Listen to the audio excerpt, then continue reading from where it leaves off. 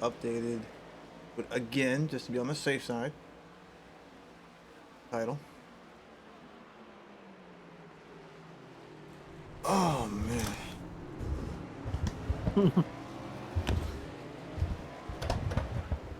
Set my mic where it needs to be.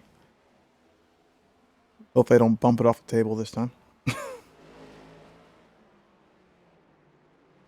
Actually, it's sitting on top of my steering wheel drive. That's why. That's what happened. Spectators, that's not gonna matter. Damn. Huh? I went to say something. I had to say something in the thing, and I forgot that. Ah, shoot! How do you change? How do you change? The...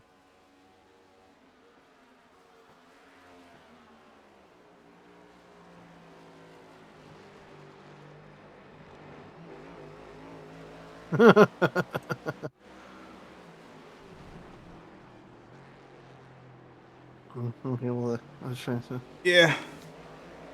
Oh well. Oh, there we go. Well, whoa! I caught the end of that one. Tail end of it there, yeah. Don't think. All right. Well, hopefully this thing will record crashes. Cause it should. it should. I mean, we're in practice, but so it's probably not recording it right. Say, I don't think it ever does with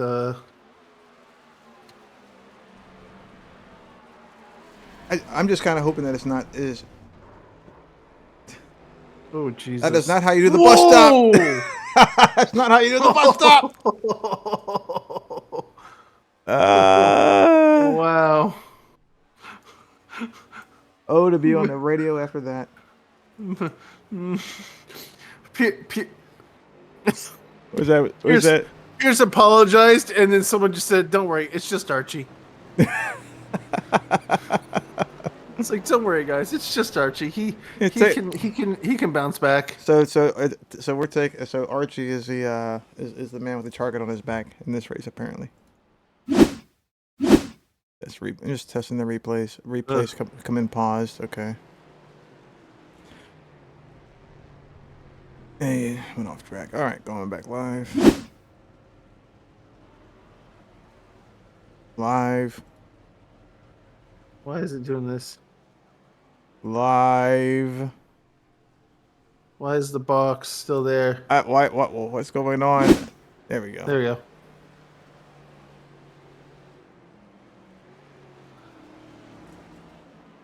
No, I'm still on replay. What the hell? It doesn't like going live. Let me try live. How about you? Have you tried it? Yeah, you're trying it. I reloaded. Are we live now? No, it still says replay from me.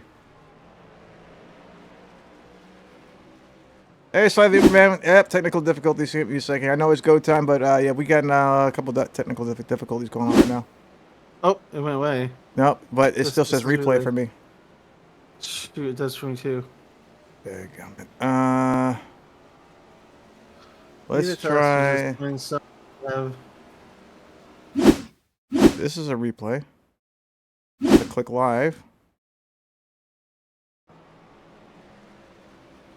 Nothing. It does not like going back live. Okay, I'm gonna have to reboot the software. Gonna lose the data stream here in a second. Yeah. I mean, I won't, since obviously I'm still in the game. Well, yeah, but the thing is, it may. Well, no, your settings should be fine. I say my stuff, because I'm just connecting to your end is all. Yeah. So just in case it gets interrupted. There we go. I'm back live. There we go. Now let's test the replay again. And that's that's riveting stuff there. And go back to live, and we're live. Okay. Okay. Woo. All right. I just noticed also I don't have a cam thing. I might have to actually add a cam box because I don't have a cam box apparently. Not that I have the room for it, but. Oh, and was it Tipton? I don't think it was Tipton. Who? I'm going to add cam Yeah, yeah. box today. Caleb Timpton. Did you see what he posted in the Discord? No. He posted that he sent us a message and said that he would try to get a livery for that says Stay Puffed instead of Jet Puffed. Oh. Oh, yeah, no, I did see that. Yeah, I did see that. Because of the fact that we keep calling him Stay Puffed, yeah. So yeah. See, we don't have a sunset this time around, I don't think, right? No, we no, don't. this is midday. So we don't have a sunset. Even though that Damn. would be an epic cam for the sunset cam. Epic look for the sunset cam. Yeah. Well, Hang On is watching, obviously welcome. This is obviously the did Rabbit get his VR to work? I I don't know. Don't know. Don't know. But yeah, obviously also welcome to the wonderful, what was this, what was this called? The O'Reilly. O'Reilly Auto Parts 156. That's what it was, yeah. Here at beautiful, beautiful Daytona on a very hot track. Yeah. Let's see, where's that? Where'd that go? Looking for the weather? Yeah. With 120 degree track temp. It actually dropped. And 74 air. It dropped a bit, yeah. Yeah, it dropped 1 degree. Partly cloudy, looks like. So, I mean, it is Florida, so 50% humidity on a 74 degree day, not bad. Not bad at all, exactly. Does look like we have about. Well, say there's 26 drivers with times, I think, but there's more than that. It looks like, so I think we have We're looking at another stacked field. We're looking at 7 cars that haven't put out a time, even though a couple of them are out right now.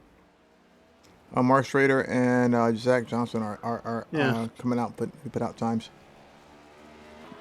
So I believe this means we're gonna have another packed field tonight, which I mean is expected with such series as this, where And it's gone a little wide. This is now imagine that with 30 cars trying to fit through there. I'm really looking forward to that turn one. Craziness. Yeah. Really and as I was telling Wes before we obviously brought this up, or before we brought the stream up, I feel like we obviously are going to pull from the touring challenge the fact that we're going to have a tire wall killer probably here in that bus stop. Looks like somebody else been further up on the track. Which wouldn't surprise me, because obviously that bus stop killed people in the touring challenge. So would not be surprised if that same bus stop kills people here. Oh no! It wasn't the bus stop here. It was the tire wall in turn 1. Here, the bus stop was Watkins Glen.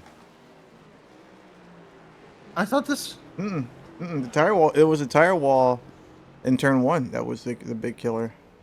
Oh, I thought it was that one. I thought it was the bus stop. Where was? Because there was. Didn't we go? We did have a couple wrecks in the bus stop, but turn 1 was the major killer. Okay. And the touring car, the touring challenge. Not bad then. Yeah, the bus stop was the big killer in the touring challenge Watkins Glen race, but turn 1 was the massive killer in that one, because that one took out about 7 people.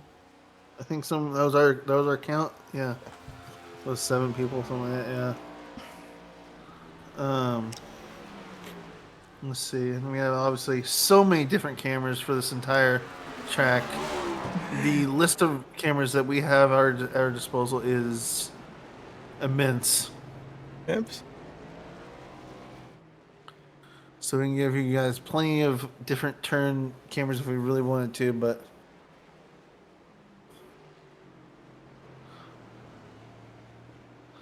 we do have a nice start-finish line cam, so that should be definitely, I feel like, something we use at the end there to really show who finishes. If it comes to a close finish, we do have that start-finish line cam to kind of freeze frame it if need be. Give you guys a good or slow-mo it, one of the two. Yeah. Give you guys a good photo finish there, if anything. So, and also obviously bring this up since we're still going through practice here. Let me pull up the points again here. Because believe. Our current standings. You can't do it, I can. Let me try and show it. I don't know if it'll show. Oh no, because I had to reload everything. Because I'm not seeing anything. It took it out. Let me put it back up. Uno momento, por favor. But yeah, we will have obviously the points up here again. As I tried to obviously show them at the end of the last race, after lots of filling with it and fighting it, but you know.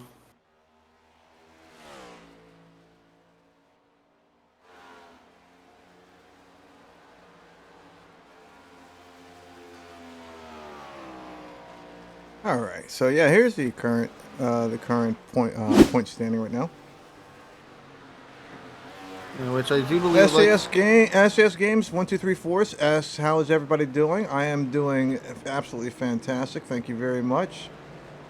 I'm doing good over here too. Had an extremely slow day at work, which is rare. So I am not tired. I am not tired this time around, and I actually have this track, so I don't have to get somebody to double stream it, which was an absolutely terrible way of doing things. Yeah, that's okay. More than likely, Austin here will probably be the primary broadcaster for the NASCAR series, as I don't have a whole lot of oval tracks. But when I do have them, I will be here in the booth with them. We're going to have to figure out someone else to be up here then, because I'm not about to do this whole thing by myself. You did fine. You did fine. I got faith in you, man. You did absolutely a really good job the last time. I mean, granted, who someone came up there and helped you out for Zach, because he was wrecked. Yeah, Zach came up and helped you out. So the racing guy decided to take a break. You pumped the brakes on it. Well, so I will. I'll say, go ahead. I was reading the chat. Yeah, because I was going to also respond to that, because I was going to say, I don't know if you did see this. I'm not sure who exactly this is on the server, but I don't know if you saw this. The points here for the preseason actually are going to affect who makes it into the field for the first race of the season, the Daytona 500. So I do know there were a couple racers that said they were a little mad because they, didn't really want to do the preseason. And now they're getting told after we've went through 3 or 4 races here that, they now might not get to do the Daytona 500 just because they really didn't want to do the preseason and didn't get told till now. So that I could go over that in detail, but I'm not going to go over that whole qualifying thing in detail. So, but yeah. Oh, Lucas Hoisman is on the field. Okay, so no, he's still driving that Mustang. So they have to definitely check to see if they are actually on a team, to make sure that they're not. If they're not on a team, then fine. If they are, then the hires may have some issues. Oh, the Twitch chat thing is working apparently. Oh yeah, I turned it on, but it stays up a little bit too long. Let's see here. 5:15. Yeah, it just stays there. Usually, if it's supposed to go away if there's no one else types for 15 seconds. So, just give it a second, see if it goes away. If not, then I'll just turn it back off. I was just testing it. It's practice. Yeah. I'm practicing my broadcast.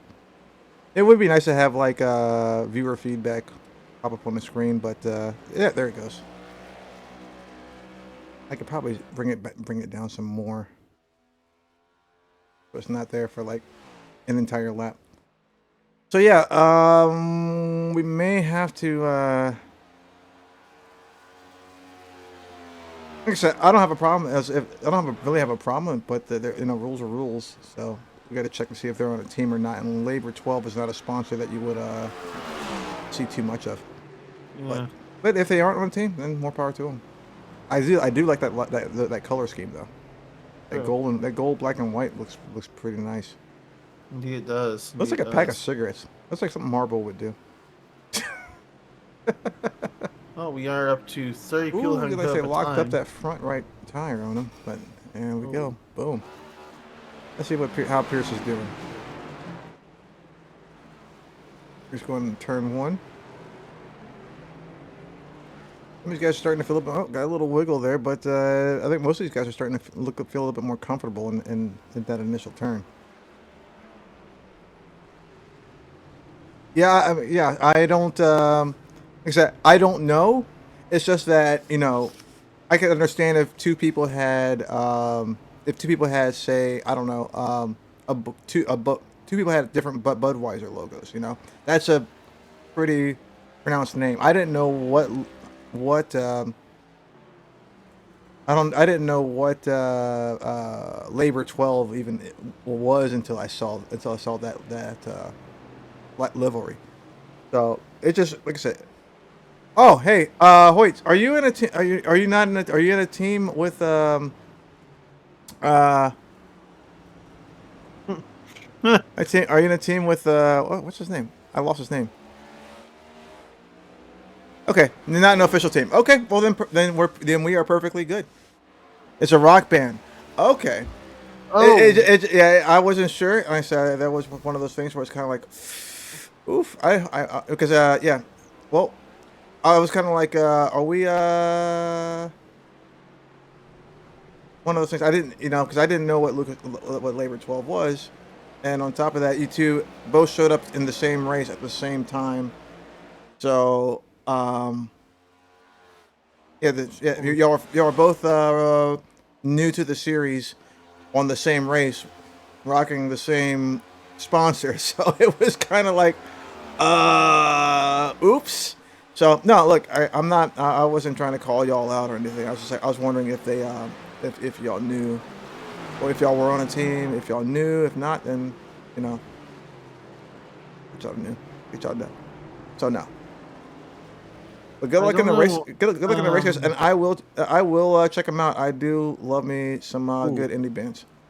So I'm not sure how it's picking this up, but apparently somehow La Jolla, it's picking up. I think who he is, obviously in iRacing, and is actually showing his license, like, or no, his iRating Yeah, in it's got to be a plugin that in for little Twitch. chat relay there. It's got to be a plugin for Twitch or Well, I think whenever you in the driver info thing, I think you can put in your Twitch. probably. So I wouldn't be surprised if he put in his Twitch and then Uh, yes, if you I do do believe, end yeah. up, yeah, if you do become part of a team and everything, they have to be the same manufacturer. It is actually in the rules. That's why I had the question, because I saw y'all both weren't having that same paint. I mean the rock band. So yeah, they have to be the same manufacturer. But again, you're not in a team, so you guys are good for now. It was just one of those things that kind of just stuck out like for a second there. Again, not trying to call y'all out. Just I was just kind of curious. Yeah. Plus, also, if you do obviously make it official, it's us just trying to help you cover your butts, so Yeah. you don't get in trouble with the higher ups, obviously. So Yeah. But no, I will check out Labor 12 after the race, because I said I do love me some good indie bands, and I do take recommendations. And I'm a huge and yeah, my what kind of music they play? Do they do rock, metal, like alternative rock? Nice, nice. I'll definitely check them out. yeah. So we have 33 of the drivers that are in this session that have posted a time. Which, if you include the two that obviously haven't, then that means we have 35 drivers in 35 here. drivers. I was showing 37 total earlier, but yeah, 35. Looks like two people dropped. So we're seeing Good night, only SAS Games. Well, yeah, huh, we'll have the VOD for you, ready for you when you wake up in the yeah, morning indeed. Oh, from from uh from Belgium. I never got to visit Belgium when I lived in Europe. Unfortunate. I tried to catch as many countries as I could around there. also, I love how we're just talking. We never actually properly introduced to you, even though people should know who we are, but Oh no, that's okay. Go ahead. I know I got called out for talking over you. My bad. No, you're fine, because obviously if you want to do the introduction, that's fine anyway. All right, so yeah, I just realized that I was like, oh. I'm Wes Thurman. I'm a volunteer broadcaster, filling in for who are we filling in for? A Cat, yeah, for Cat, for Cat. And everything possibly staying on as a broadcaster, especially for the Turing Cup Challenge. That's be my primary. The Turing Challenge, because I don't have a whole lot of the oval tracks, being that I am primarily a road driver. So, but I am a volunteer filling in, as well as Austin here. If you want to introduce yourself. Yes, obviously, I'm Austin Runkle over here. I obviously took up doing this as well with Wes, because, like you said, we were filling in. We've kind of gotten ourselves a permanent spot for now with the touring, and obviously this whenever we both can do it. So, and I will be doing some racing, obviously some of the other leagues here too as well. But yeah, we're just here to give you guys a good show, call the race, and show off these drivers' talents as I watch one of them spin out. Yep. That talent right there. Good job. That talent right there. Speaking of talent, he knows he's on the camera. He knows he's on the camera. Look at that burnout. Changing. Pierce knows he's on camera. He knows Pierce always knows when he's on camera. I swear, the man must have the broadcast up in the back. Let's go. Let's get back on Pierce. Pierce is having fun. There we go. We're having fun. Look at him go. Isn't he the one to be blinking his lights during the? No, that was McKenzie, wasn't it? Oh, that was McKenzie. Yeah, McKenzie does the same thing. He'll peer into the stream, and then he'll peer into the stream, and so when he gets on the straightaway, he'll just start blinking his lights at the camera. Yeah. But I am also, to finish up on the introducing stuff, I'm thoroughly enjoying doing this. I want to keep doing this for the ones that they'll let us do, just because honestly this is fun getting to just sit here and call races. I still love obviously doing races, but getting to just sit here and call them and all that, I have fun with it. So. Oh, and tell them what's your focus on as far as the races go. What do you mean? Like I know what's your chosen discipline really? Like I know you do specific kind of series you focus on. So, I obviously I'm gonna be doing the trucks.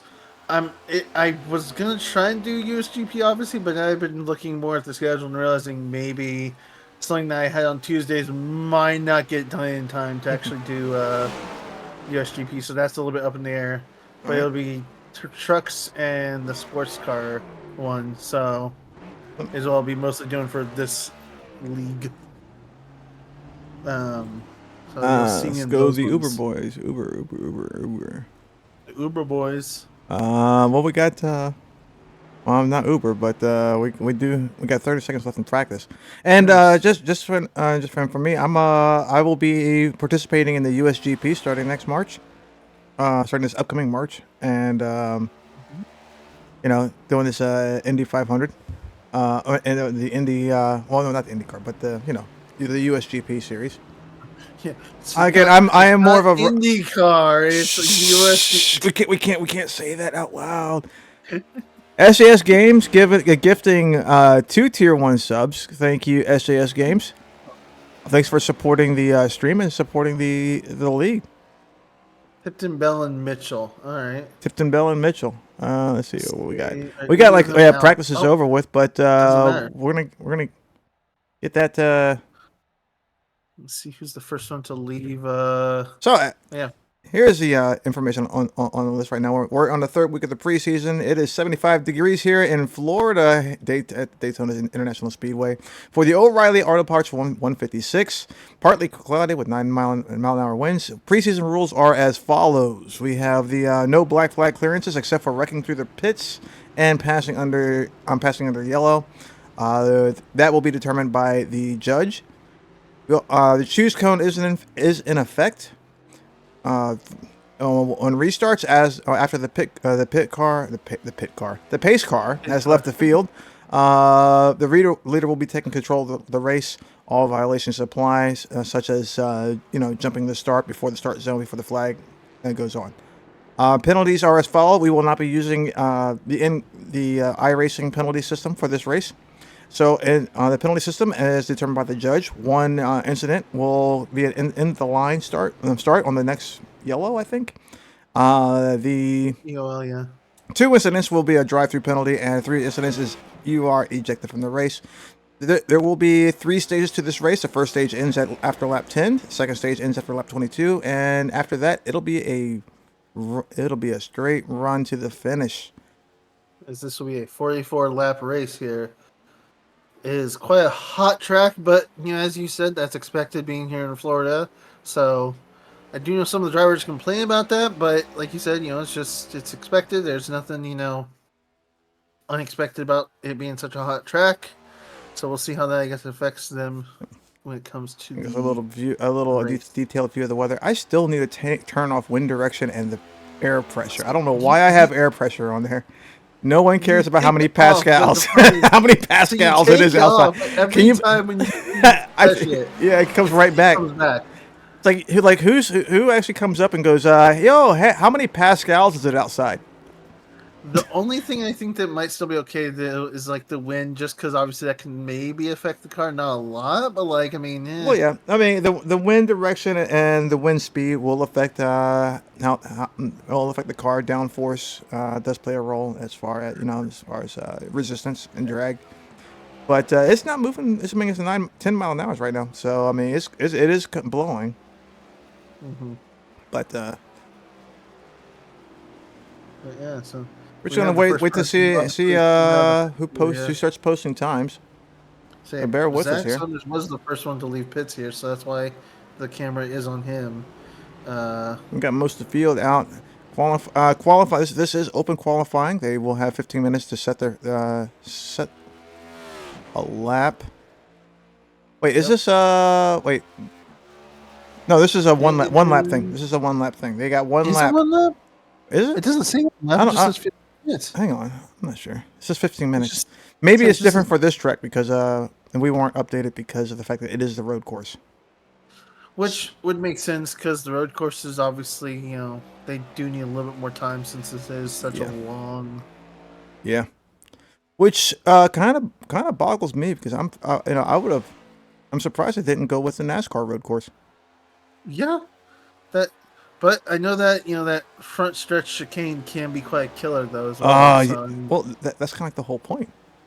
I'm kidding. No, I'm kidding. I'm joking.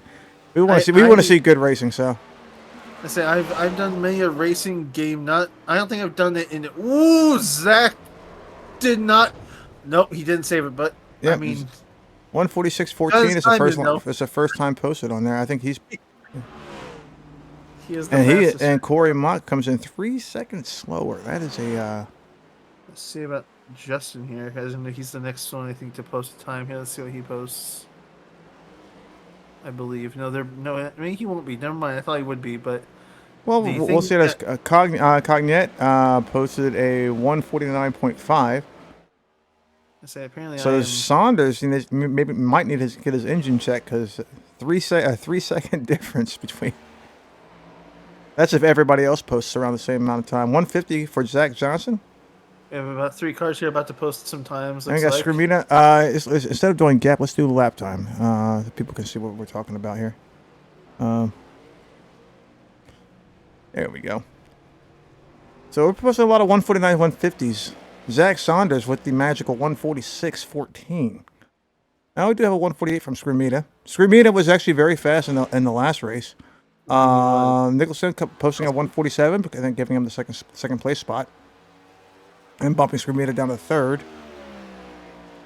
We still got 10 minutes left for everybody to get their business done. A couple 150s. Fraley comes in, and as well as Taft. Smick pulls a 210. And just so you know, as far as for those of you who don't know, any number that's over 100 is a rookie, and they're actually trying out for the actual season. And if they do good here, If they do good in the season, if they do well in the season, then they will be allowed to participate in the preseason. Do well in the preseason, excuse me. They will actually be able to participate in the actual season. So, these guys are definitely fighting hard to make a point. Leach comes in with a 148.20, putting him in a third place spot and bumping Tipton. Tipton came out with a 148.23. Bumping Skrumeda down to 5th, and Leach bumped Tipton down to 4th with a 148.20. Yeah, which also, to obviously, in case anyone wasn't sure on the whole thing, and also the triple numbers thing, is that with this series, there was a requirement that you need to. I think I have an A-class license. I don't remember about the I-ring, but I know it's like you had to have an A-class oval license to be allowed in. I think it was an 1,000. I believe that's what it was. 1,000 in A-class. So some of these drivers obviously will not have that. A lot of them, I admit, probably do not have A-class license, but they probably got grandfathered in from the last season. Yeah. Anyone who was new and was not here last season, those are most likely the ones that have the 3-digit numbers. Yeah, and here on the broadcast, we don't like to. I don't like to focus on or call out people's I rating. That's one of those things. How they perform on the field is what. How they perform on the field is what matters most to us here. Yeah. But it is it is important to know, as far as like those of you who are still interested in actually joining this season, they are still allowing people in. So if you are if you're looking for a league and for a pretty good group to test your skills with, then feel free to join us at the movingchicanes.com. You'll find the link to the Discord. There should be in the link in the Discord below, and it's all the information is there. All right, so we're gonna go ahead. Hoytsma does come in with a 147.63, putting him in a second place spot. Wow. Carlile comes in third for 147.84. Nichols. Oh, Jesus. He is being dangerous right now. And we got a couple of shout outs to do for today. A couple follows here for the stream. Zen37, you followed about half an hour ago, and I think I was away from the away when you did that. So thanks for the follow. Welcome to the stream. Tony Zamboni also with a follow, and a big thank you to you too. And Raised Peasant. Yeah, you were in here. We spoke to you, but you followed us today. And earlier today, before the broadcast even started, you had AutoCat with the follow. Thank you, gentlemen and ladies, for those follows. Thanks for supporting the stream, and if you're not a racer, hope to see you on the track sometime.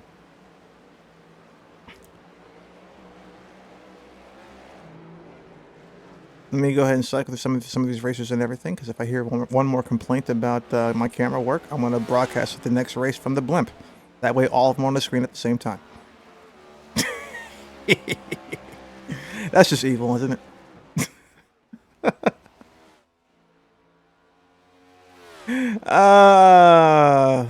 Who is this? Henry Kohlhoff. Henry what? Henry Kohlhoff. Was he in the last race? The name sounds somewhat familiar, but I'm not sure if he's a newcomer into the series or not. Let me see. We got Michael Deach as well. I do believe Michael is a new comer. He was getting his I think number sorted out literally last second. Oh yeah, that's right. That's why he wasn't in the race. The last week's race was because he couldn't get his numbers sorted. What was that first name? Was it Greg, or you said it was Kohlhoff? It was Henry. Henry Kohlhoff? Is he a newcomer? There has been a Greg, it looks like, in the points. But not a Henry. So Henry Kohlhoff may be a newcomer as well. I do know Michael is. I know Michael's new. I don't remember if Michael is. We got Team Labor 12, Hoytsma and Skrumeda. They're not an official team. Okay, don't Okay, don't kill me. But No, I'll just say Team Labor 12 because they are supporting that local band we were talking about earlier. But they're in second and third. They posted 147 and 148, respectively. So it looks like those two are going to be giving Saunders a chance, get a run for his money. Although Saunders still clearly has over a full second lead over the rest of the pack. 4 minutes left in qualifying. People should be able to get at least about 1 or 2 more laps in before that finishes up. And I love the fact that if you look at the pits right now, you can see everybody's pit numbers sitting there, and then one is just a blatant like peace sign. I mean, oh god, wait, that makes me think of a driver. Who is that? There's a driver in like actual NASCAR that his pit sign is just like the yellow smiley face. Oh, that's awesome.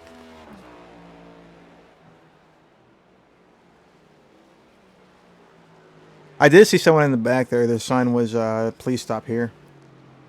Love it. I think it might be... 1 second. I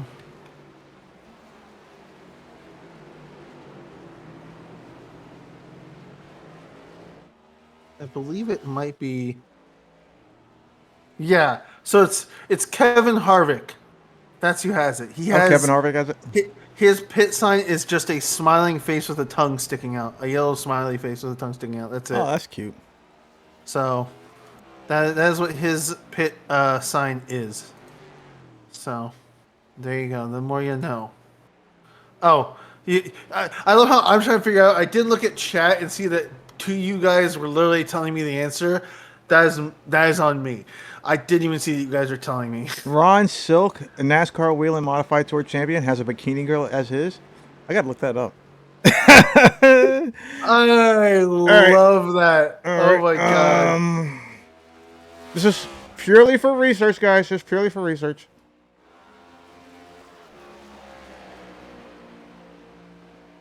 Oh god. Well, let's see here. So it looks like Williams actually is taking I don't know when he took it, but I know he now is second in the field. Oh, Archie. That's what it was. It was Archie Williams that got second now from qualifying. So nice. Looks like, and then we have Lucas. Well, this is interesting because it says Archie Williams is second with a faster time. That doesn't sound right. Let's look. Let me look at my timing. Wait, what the heck? Oh, wait. I have it on. Not. I'm an idiot. I'm an idiot. I'm an idiot. I had on last times, not best times. Yeah. Which there you go. Now that makes sense. Now that makes sense. There we go. I'm like, how the hell did Archie Williams get for second place with a faster time? Saunders is falling off. No, I'm joking. Let's see. Let's look at Steven. Come on, Google. Google is not. Steven has yet to post a time. Steven Menke here. So let's see how he's doing. Well, unfortunately, my research failed because Google is not letting me see what his time looks like. He's got that Hoist 6 car. Hoist. Yes. And dost thou even hoist? I do believe maybe he might be able to actually finally get it. Oh, actually, I don't know. He might. Nope, he's not gonna be able to get time off in time. Nope. He just. Yeah. No. Yep. I don't know. Into the tires. There. Yeah, into the tire chicanes. But very tight corner there in those tire chicanes. I do believe that means that the rest of the drivers will not have posted a time. They will probably just be put in whatever order it decides for them. As that is now the end of qualifying. Yep. So I have over 10 drivers that did not put in a qualifying time. Indeed. Waiting for the results. Just waiting for the results to come in. We'll put up the grid for you. Qualifying is still apparently finishing up. It does look like when I actually look at the iRacing UI, it does look like it is giving the drivers a bit of extra time. It does say remaining time is 2 minutes now. So okay, I do believe it's actually giving a couple drivers a chance to get across that line. Last second chance to get a time here if they are on the track. Okay. Which is good for Mark, who just took the 25th spot in with that time of what was that, a 1:52.97. The only other person that's out here that has not put a time is Xander, actually. Xander Short? Xander Short. Xander Short has not put in the time. All right. So he's probably the only one who really is going to benefit from this. This, like, extra time. As he is going through the bus stop right now. With about 1:19 left of a chance to make a lap here. Running a little wide there. I do have to say, I love that metallic 38 he's got there. He has a very shiny car, and I love it. I do also hope that everyone on the broadcast is hearing me loud and clear. I did try to fix where my mic was this time around. I think so that could be heard. You're coming in clear from me, so it should be pretty good for the broadcast. And this is so that way then I can also still look at the times and the data that I was looking at before while being able to be heard no matter what. So hopefully this was a better placement. I think Xander Short came in after the time was up because I did not see a time posted for him. Nope, it looks like he may have either that or he ran off the track at some point and got an off track. Yeah, he did kind of run wide through the bus stop, but I didn't see So I don't see a posted time, so yeah. Yeah, he must have gotten an abnormal lap then. Looks like he's just gonna, run the rest of his time then. Yep. All right. As we are now. Well, here is the grid as it stands in the front row. You're gonna have Zack Saunders and Archie Williams, two of our top competitors. Very, very, very quick. We got and on the second row, we got Hoytsma along with Skrumeda, excuse me. And Carlile and Nicholson will be behind them. In the fourth row, you got Sonderup and Tipton. In the fifth row, you have Cody Leach and Gordon Fraley. Got Gage Cognet and Charles Atwood in the sixth row. The seventh row is going to be Nathaniel Campbell and Zach Johnson. Corey Mott and Henry Kalhoff in the eighth row. Thomas Villano and Noel behind them. We got Justin Bell and Griswold behind them. The Michael Deitch and Ray Gill. It starts getting when you start getting to the rear of the pack. Ryan Taft and William Lawson, and behind this will be Mark Schrader, Bob Smick, Nim Silva, Stephen Menke, Joshua Park Stanford. I think he's also a first timer on this race as well. I believe so. He's in the same row with Jerry Bundy, Jim Mott, and Xander Short. Cameron Romano with Kyle Oakley, and in the rear of the pack is Joe Wright with Vince Mitchell. We're just waiting for the waiting for the pace car, and we will be ready to race here very shortly. Oh, hide. Go away. No, you go away too. I tried to put the too many buttons. I tried to put the star cam up, and it changed me back, so it didn't like what I was doing apparently. You probably, because you have to highlight a driver that is actually on the track. Well, no, because I was doing it through the iRacing UI, I realized, so I was doing incorrectly. Rapid Crazy P19, Rapid starting from scratch. Did y'all have the same graphics last rounds, or is that new? Same graphics. No, the last round, I have different setup for the touring car. Touring car, I have an overlay specific for that one. Yeah. And that one actually might change because I found that to be not all that customizable. So I will be trying to change that before the next race, this upcoming Sunday. Yeah. This one is the NASCAR overlay that we had to modify a little bit to get our logos and information in. Yeah. In fact, I'd have had Did they show my flag or just a blank? On where? Oh, on the when we were going through the grid.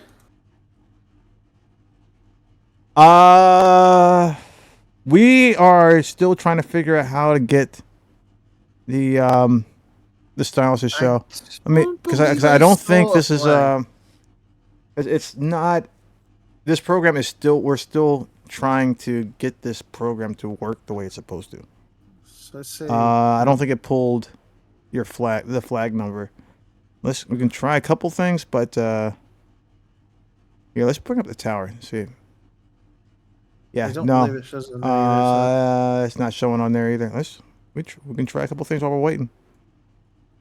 So, all right, there we go. Yeah, it's unfortunately it's not showing about that. So yeah, we'll again we are trying to get all the nuisances out because a lot of people have like these really cool numbers that we would love to broadcast, and this program's like nah. we tried to do what I thought was going to be able to let him pull those numbers in, but apparently it just said the best you're going to get is the colors. So the best we got at least is that all the colors are there, somewhat, but that's about it. That's the best we could apparently get. So.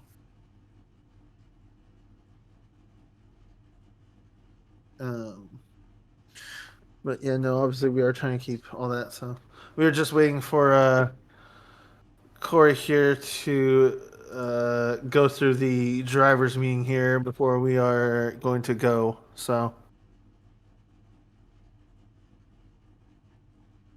I do believe. Let me see. Let me see if I can. Yeah, I just tried to do a couple of things here. What the heck is this? Ah. Huh. I have no idea. Oh, this is from a test that I did. Because a test that I did because someone actually did the that driver information program on one of the random races I spectated while I was testing, and it actually saves that as an override. So I was like wondering, like, oh, who is this guy? He's not in the race. Oh, pace car is off. Here we go.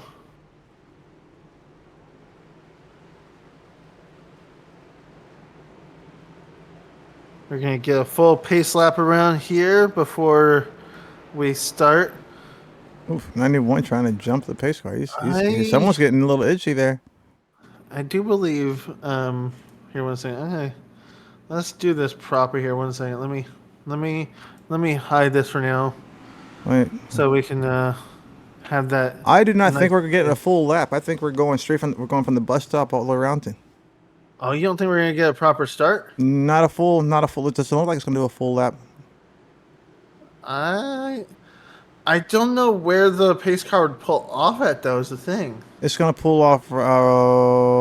If it does pull off, it's gonna pull off here in the next few seconds. Well, I'll be ready to put the ticker back up the moment I. The pace car's off. Well, yeah, because there's pits. And we are off. Yeah, we're at the start line already. There we go. All right, and here we go. Into turn one. This is what we were looking at. Like we're going 3-4 wide into that first turn. Let's see a little bit of white smoke. A few people off, but pretty clean. Yeah, pretty clean compared to pretty clean turn one there. Yeah, very clean turn one. Does look like we had a couple people go off track though. Let's see here. We had some squad. Oh wait, Caleb Tipton is off and on that turn there, but he kind of got launched. It looked like. Oh, it says. Oh wait, I am seeing that it said Jim Mott crashed. Jim Mott has also crashed. Let's go check up on that. Oh, he crashes right in. Yep. Ooh. Here we go. Let's get back live. Ryan Temp is also off. We're gonna keep it live here because I'm sure it was probably another. Yep. Well, we knew there's going to be some carnage in the first lap, but not what we were expecting it. Although that hairpin is pretty brutal on that first lap as well. Mm-hmm. Does look like we already have. Are we already seeing drivers out for the race?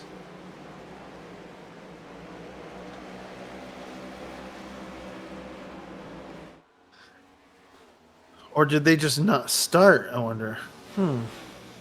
I do not think that they started. I see. Well, okay. Well, we got Hoytsma is not on the track. Joe Wright is not on the track.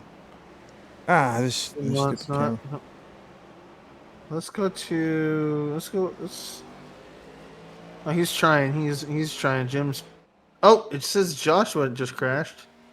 Let's see what that is. Oh, if I can't click on it. Okay. I gotcha. Let's see here. This is a crash with Joshua Park Stanford, one of the newcomers.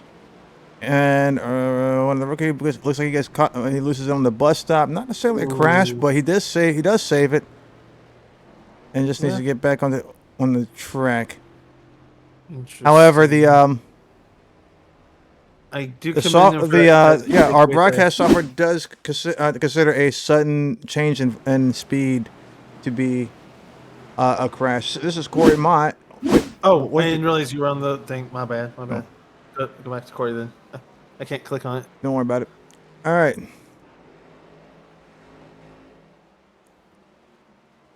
Field's getting spread out. We do have a few cars that are kind of getting close together. You got a nice little pack there coming down that back stretch, about to head into the bus stop, I do believe. Yep, going into the bus stop.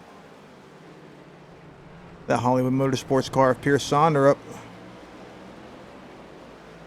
cutting through it, and it looks like let's see. It's like no, but look, not Skrumeda. I said you're looking for Skrumeda? No. Okay. I do have to commend. It was Joshua. I just commend him on that.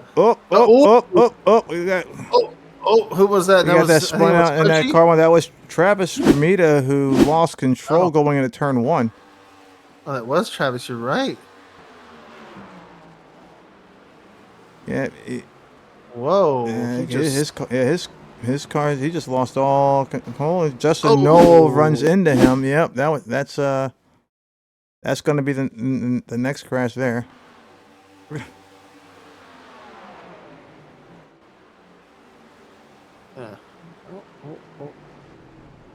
Wow. Yeah. Well, we did call it that first turn was going to be brutal. It's going to be brutal. We got the Dr. Pepper car of Noah Nicholson. Checking along. I love me some Dr. Pepper. The shiny especially the cream soda Dr. Pepper. That's my favorite right there. Looking toward the more mid pack, got a nice little cluster going on. Nice little battle going on with the number 66 car of Ray Gill, about to try to overtake. I'm sorry, Ray Gill is getting overtaken by half the pack. I'm sorry, Ray Gill is the moonshine car. Yes. With like Zach Johnson, Steven Minke, and he looks like lock tires going to the bus stop. He's just going to cut right through. Ooh, he almost hit the wall there with those tires. Nope. Been up, the Hollywood Motorsports car of Nathaniel Campbell. Our good old buddy Nathaniel up there with Charles. Yeah, up there, getting some love from the broadcasters. Followed closely by Charles Atwood. Back here, we got back in the back. We got Garth Griswold chasing. Looks like Michael Deach has crashed. Michael Deach, who was who had issues joining our last game, got a little bit loose going into turn 1 and could not break that. These cars are not really built for this. No, they are not. They are not built for this. And we knew turn 1 was going to be crazy. Yeah. This is wild. And I will point to that. It does look like we apparently have a watch party going on this race. I'm not sure who they are all rooting for, but it does look like we have some guys saying they're putting together a watch party right now of this race. And Michael X Boiling says that 15 car is dodging cars like the Matrix. Nice. Oh. And then Lord Bucket over here saying, "Who needs a chicane?" Well, who needs a chicane? Yeah, well, no. I mean, I was gonna say if to fit the name, I'm sure. Do we have a moving chicane in this race right now? Nim Silva is off. We got a recorded crash with Nim Silva. Let's see what happened there. Oh. He's all alone going into the horseshoe. Oh, He's just going off track, spinning out. No. Oh, yeah, he does kind of lose it there for a little bit, but nothing serious. And our rookie Joshua Stanford Park seems to have some issues going into that turn 1. Oh, yeah. He took that wide. Yeah, he went wide the first time and took that too narrow, coming in a little bit too hot. That's okay. It's okay. He's got a whole race to deal with. We should be coming up on the we're on lap 5, so we're halfway to the first halfway through the first stage. Yeah. It does look like that watch party was for Tipton and Bell actually. So let's see where it has Justin. Well, I got SJS Games is looking out for his boys. So we got Tipton and Bell fans in here. We got. Let's see. How is Justin doing over here? Let's see. Justin Bell. He's kind of by himself. Justin Bell and the big ass fans rivalry. Which actually, I've seen two. I've actually seen two. So yeah. They're a legitimate company. So so there you go. I think Joshua just had a race-ending wreck or something because he has jumped to the pits apparently. Yep. Let's see what happened here. Going around the international. Oh, whoop! Nope. Get off my screen. International Horseshoe. Let's see what happened here. Yeah, I mean, I kind of feel bad. It's his first race here with us, and face first right into that tire wall. So yeah, it's his first race of the season. He's got to do Daytona Road. But not every race is going to go your way. It's going to be not every race is going to go your way. It's going to be Lord Bucketface says he's got $500 at Jim Mott Rex. I think he already has. I think he might have. Yeah, let me see. No, he's not out of the race yet. No, he's not out of the race, but he has crashed. I think honestly, that was an off track. Honestly, that sudden break off track, but not necessarily a crash. Checking on Gordon Fraley in the car. Yeah. Oh. He's got a couple containers. Speaking of Jim. Now this is not the broadcaster's curse, okay? This is coming from Twitch chat curse. So I don't want to hear anything about it. I think this is just gonna be a spin out right here. Probably. Coming into that Nope. Coming in too hot. Boom. $500 right there. There's that crash. Lord Bucketface called it. This is not my fault. Mm-hmm. Lord Bucketface, let's go. As we go back to Gordon Fraley with that Costco. Costco. Did I say cargo? Carco? I don't know. I said something stupid, didn't I? Let's see. See what's going on here. Pierce Saunders looked like he's being challenged a little bit by Archie Williams. He has moved up 4 spots since his start. So. Yeah, Pierce Saunders in 3rd place right now. Yep. He is also obviously one of the people vying to see if he can be in the regular season, as he does have that 105 number. With another person also doing the same thing, being Archie, who's right behind him. So we have 2 tryout drivers here, basically. And there goes that overtake by Archie going into turn 1. Saunders did go wide, and Archie did capitalize. Which it does look like also, I will notice this, Pierce really must, or not Pierce, Archie must really be wanting to show how much he wants to be in the series, as he is wearing Pierce a livery that just went off the circuit on track. it. I'm not sure if something's wrong with Pierce, but Pierce did go off the track and jump, and looks like he called it. Yeah, he looks like he called it. He may have called it a night. I don't know what's going on with him. Let's find someone else to look at. Out, yeah. Let's see. Oh, I mean, we could go up to. Yeah, let's look at Archie. Good move. Travis Skrumeda coming down the back streets, going through the kink. He is currently in 5th place. Got himself a nice leap between him. One nice gap between himself and 6th, but he's got a 5-second gap between him and 4th place, so he's got some work to do. Let's see here.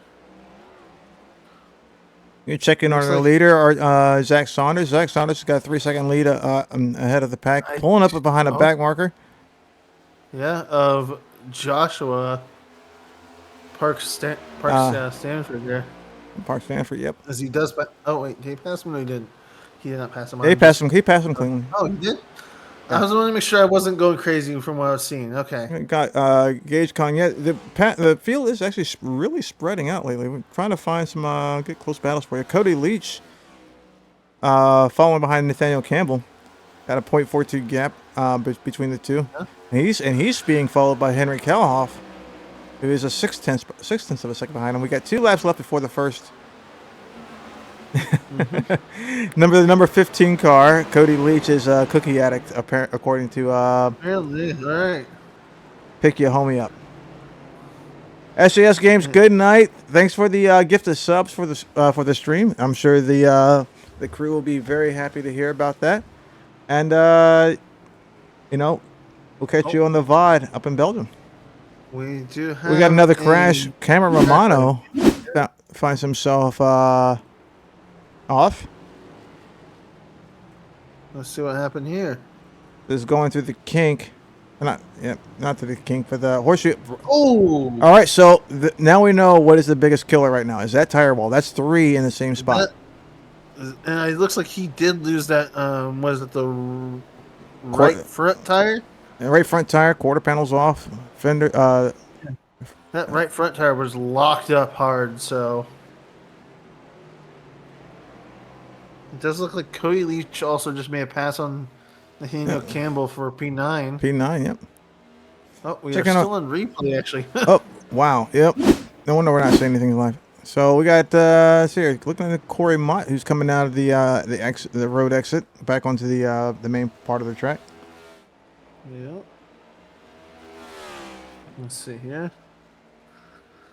I feel like we also probably need to, for the boys that are doing that, watch party of Tipton and Bill. I feel like we need to probably also get occasional. We're gonna try and get everybody in here. Justin Bell right now. Justin Bell's by himself, going there, approaching the start finish line. Yeah. We do have. Let's see. We might have a close battle on 9th, since I know that Cody recently passed Nathaniel. Oh, yeah, we got a nice little 3-pack right there, too. Yep. 4-pack. Oh. 4-pack going into turn 1. Got it. We love to see a nice group. Yep, being led by Gordon Fraley, followed by Leach. Leach did lock his tires in that turn. That might hurt him. And it's like Nathaniel Campbell almost lost that rear end there. But giving Gordon Fraley some time to pull away. Now we got it's like a 5-car pack. Looks well, like. Not necessarily, because that's the newbie Joshua Park Stanford being lapped there. But do you believe by that happening, he also has let the people behind those 4 start to kind of catch up here? It looks like so. Yep. As he did slow down that group of 4, looks like, into 2 packs of 2, so into some duos. Yep. Oh, got some door bumping here. Door bumping between.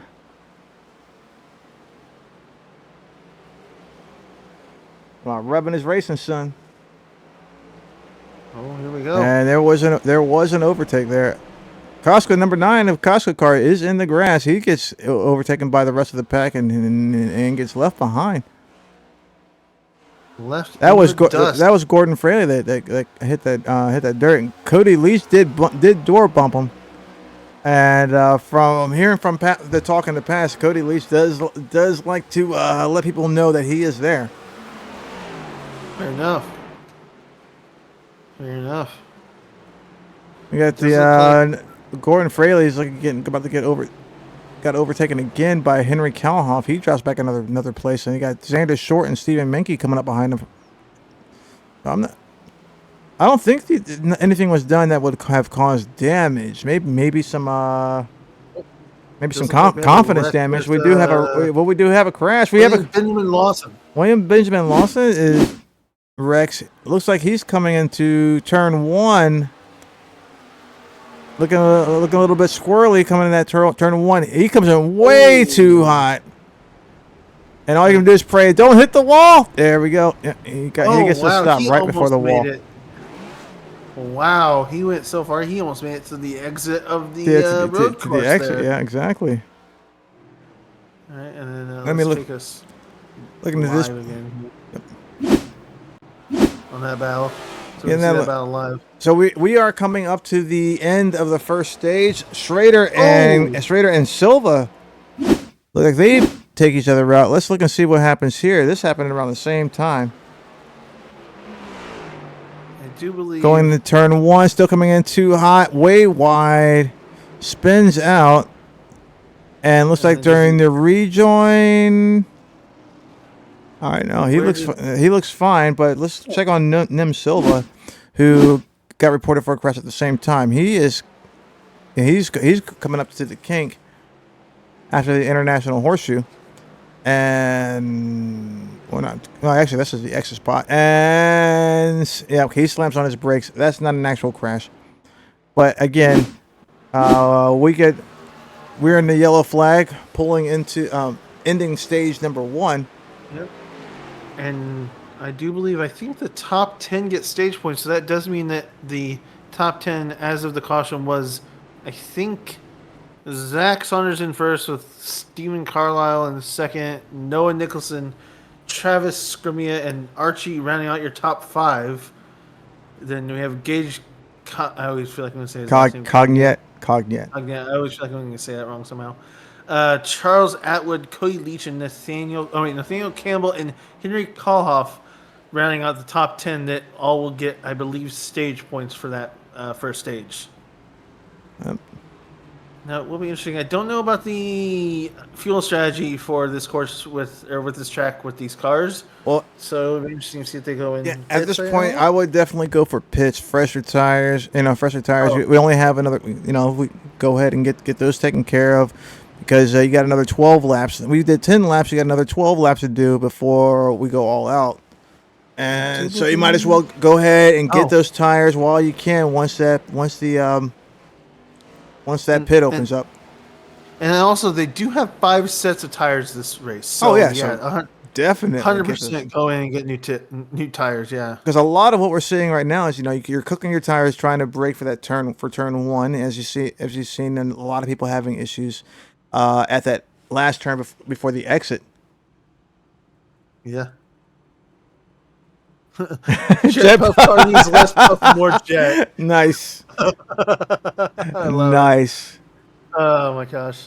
Now, I will say also to go back to that tire thing, obviously this doesn't really, I guess, go exactly hand in hand with these cars in this track, but I do know that sort of, thing when it comes to that stuff with tires, especially on oval tracks, as I was doing a truck race earlier today, and when I was doing that, I must have been really, I think, turning hard on because it was on like Legacy, Michigan, because I went to do the mid-race pits, and my tires in the middle wedge were at 70%. So I was on the right front, so I was severely turning hard apparently. Well, and considering the fact that we're doing the road course, so you're going to be harder on the brakes than you're used to in these cars, and this is Daytona, so you have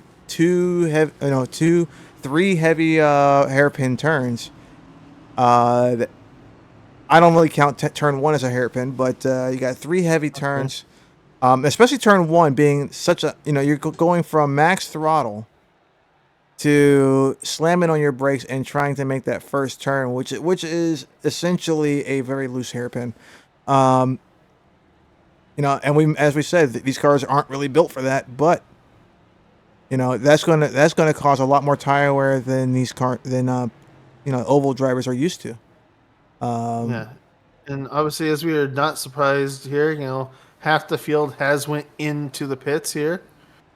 I do believe we had 5 cars stay out. That would be 6. Stephen Carlile. Yeah, 5. Yeah, 5. Stephen Carlile stayed out. Travis. Skrumeda stayed out.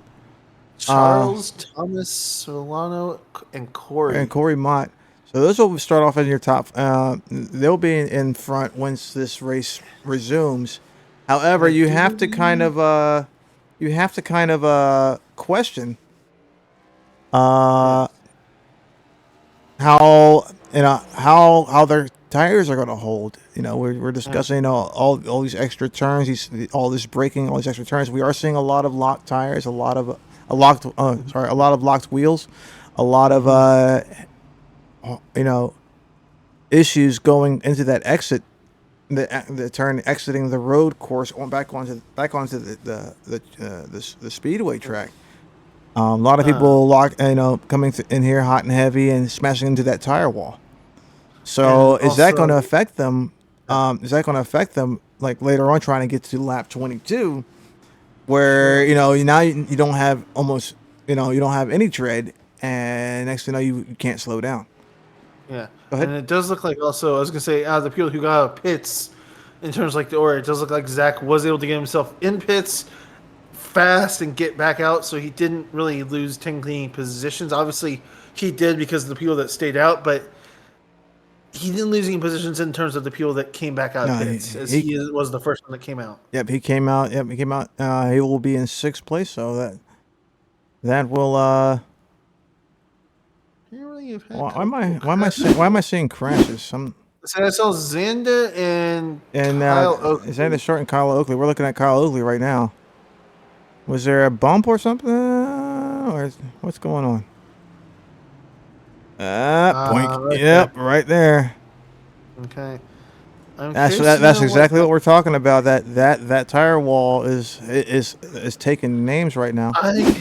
I in my practicing to try and do some practice for my team for the Daytona 24, I have that tire wall very much is a nemesis of mine, as I've been practicing in the LMP2, and I swear every time I am racing trying to drive this course, that is the one wall that I can never seem to avoid, no matter how hard I try to make the turn.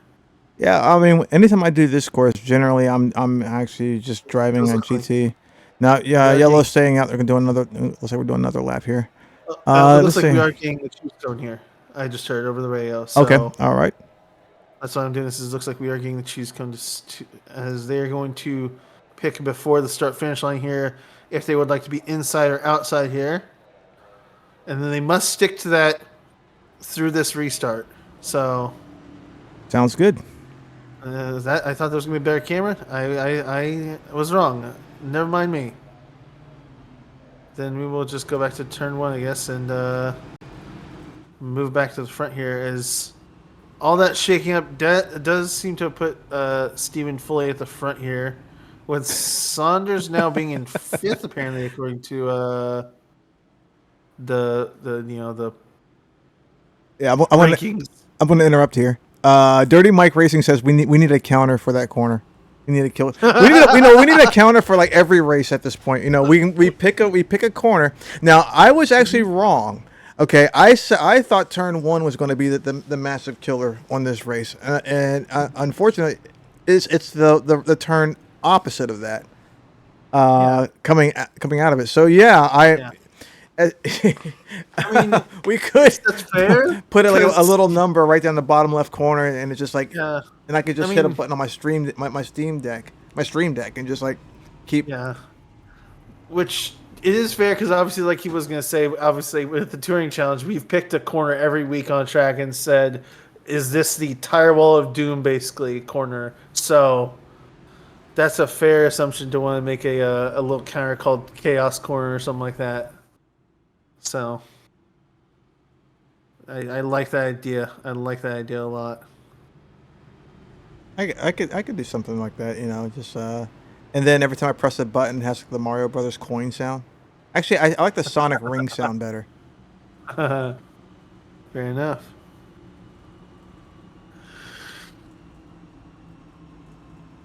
I don't think the drivers would like that too much, though.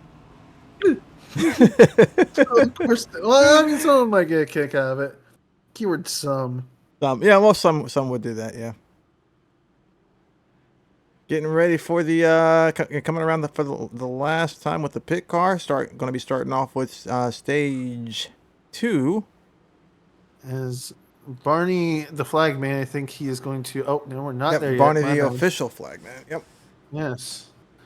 Which, as we said before, has the the hardest working man in iRacing employee here. Yep. If you go to any session, you will always see Barney there, ready with that flag to wave it for you. Whether that be the yellow, the white, the green, or the checkered. Doesn't matter where in the world you're racing, he is there. He is the most omnipotent man in iRacing. Ready to officiate your race with that beautiful, beautiful flag. I forgot to call. I forgot to call. So, I forgot to call it real fast before they get to the checker flag. I did call out back row. I think Back Row Bandit did do 2. I'm sorry. One. No, to get 2 tier 1 gifted subs from SJS Gaming. But it looks like there was another sub. Oh no. Back Row Bandit resubbed for his 2nd month. So yes.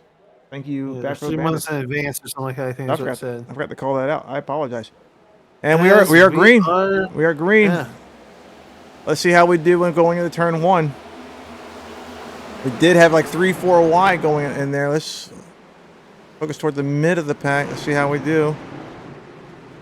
Oh, I see smoke already. Someone's going wide. Lock those tires up, but he rejoins safely. Looks like we're going. But that international horseshoe's coming up. Let's see how we deal with that. We got Cody Leach is on the grass. And some locked tires, but looks relatively close. Oh, we got one off. Who's that that's off? One spun off. That would be the... that's the number 9 of... Who was that? Number 9 of Gordon Fraley. Is that Gordon Fraley? Yeah, it was the Costco car. No, that wasn't the Costco car. That was a red car that was off. You saw he was in the grass too? I could have sworn. Okay, we probably been multiple cars in the grass. There's a lot to call here. But that international horseshoe. Let's go ahead and get the camera ready for that infield exit, and everything's looking clean on that one so far. Indeed. As we're going to I can see cars in the background, which are already racing around those NASCAR turns.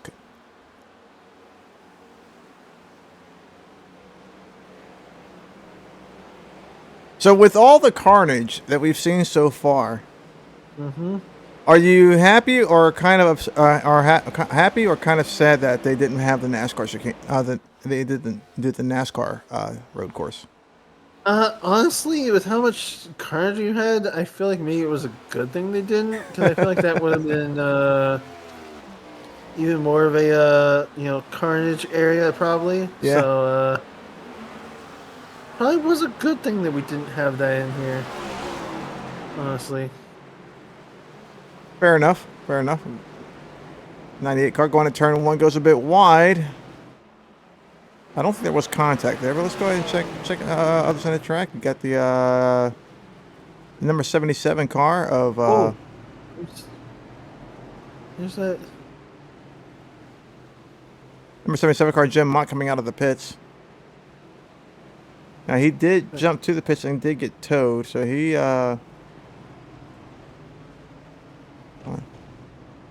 Looking at the 22 car Mark Schrader. Oh, Oh, it's like something went on in the background there.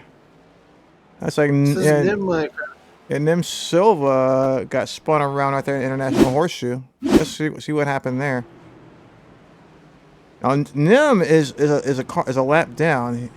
He's been having some issues today.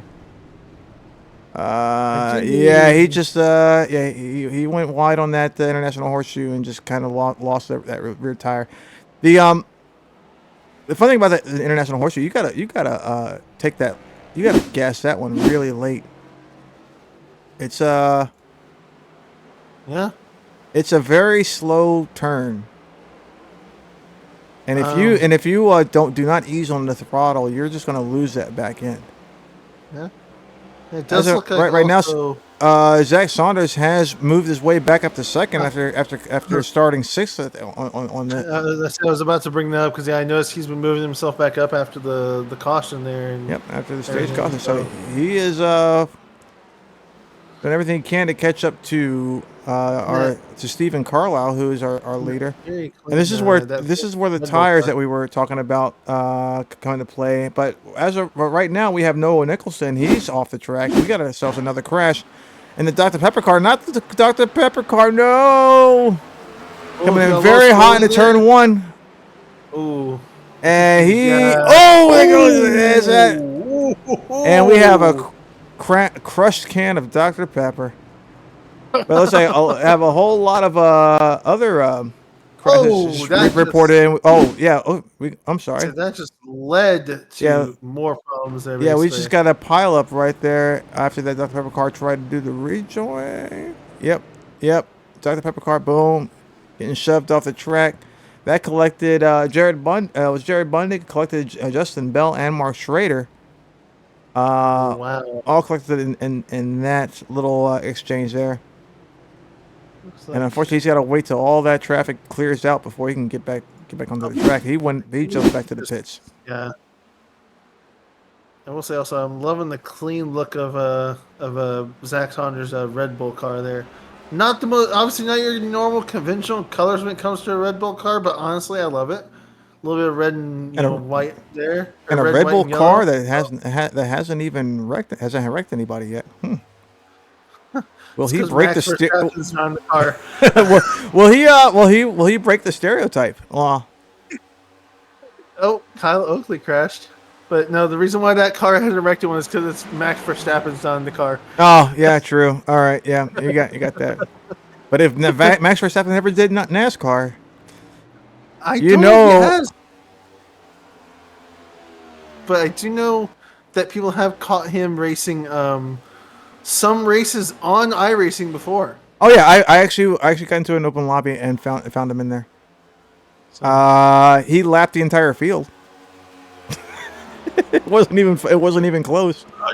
Are we even surprised by that? No, I'm not surprised. The second I saw him, Max Verstappen. It was just an open lobby, and I was like, well, you know what? I'm tired of. This is when I first started.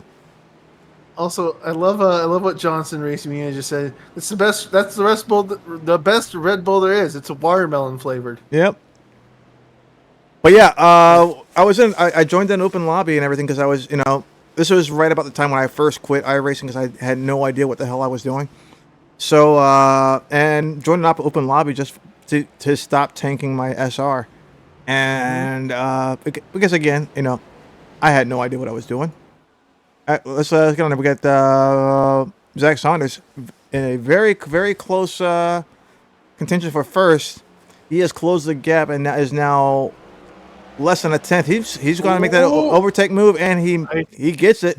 Zack Saunders takes his lead back, this is where my big question. Well, my biggest question about staying out during that stage caution comes into play here. It's like, because this is only 6 laps into the Zack Saunders loses the back end. Loses his lead. Get it right back to Stephen Carlile. Save, though. But very exactly. Very good save. Let's go check out Zach Johnson. Got a nice little pack going on here. He's chasing Stephen Minke and is being run about trying to be run down by Nathaniel Campbell. We do have several close packs going on. Tony, no. Well, I mean, yes, but no. Commentators curse. I don't know what you mean. Yeah, I don't know what you're talking about. I will say also to make a comment on that tire thing again. As again pulling this from the race I was doing earlier, we had one guy that did not go into pits while everyone else during a caution went in and got new tires, and on the restart, the entire top 10, we all passed him before we even made it into turn 1, just because he was on those old tires. Yeah. Old tires definitely. They do play a part. It does look like also Zach did get back to the front. Yep, Zach did get back to the front. So look at that.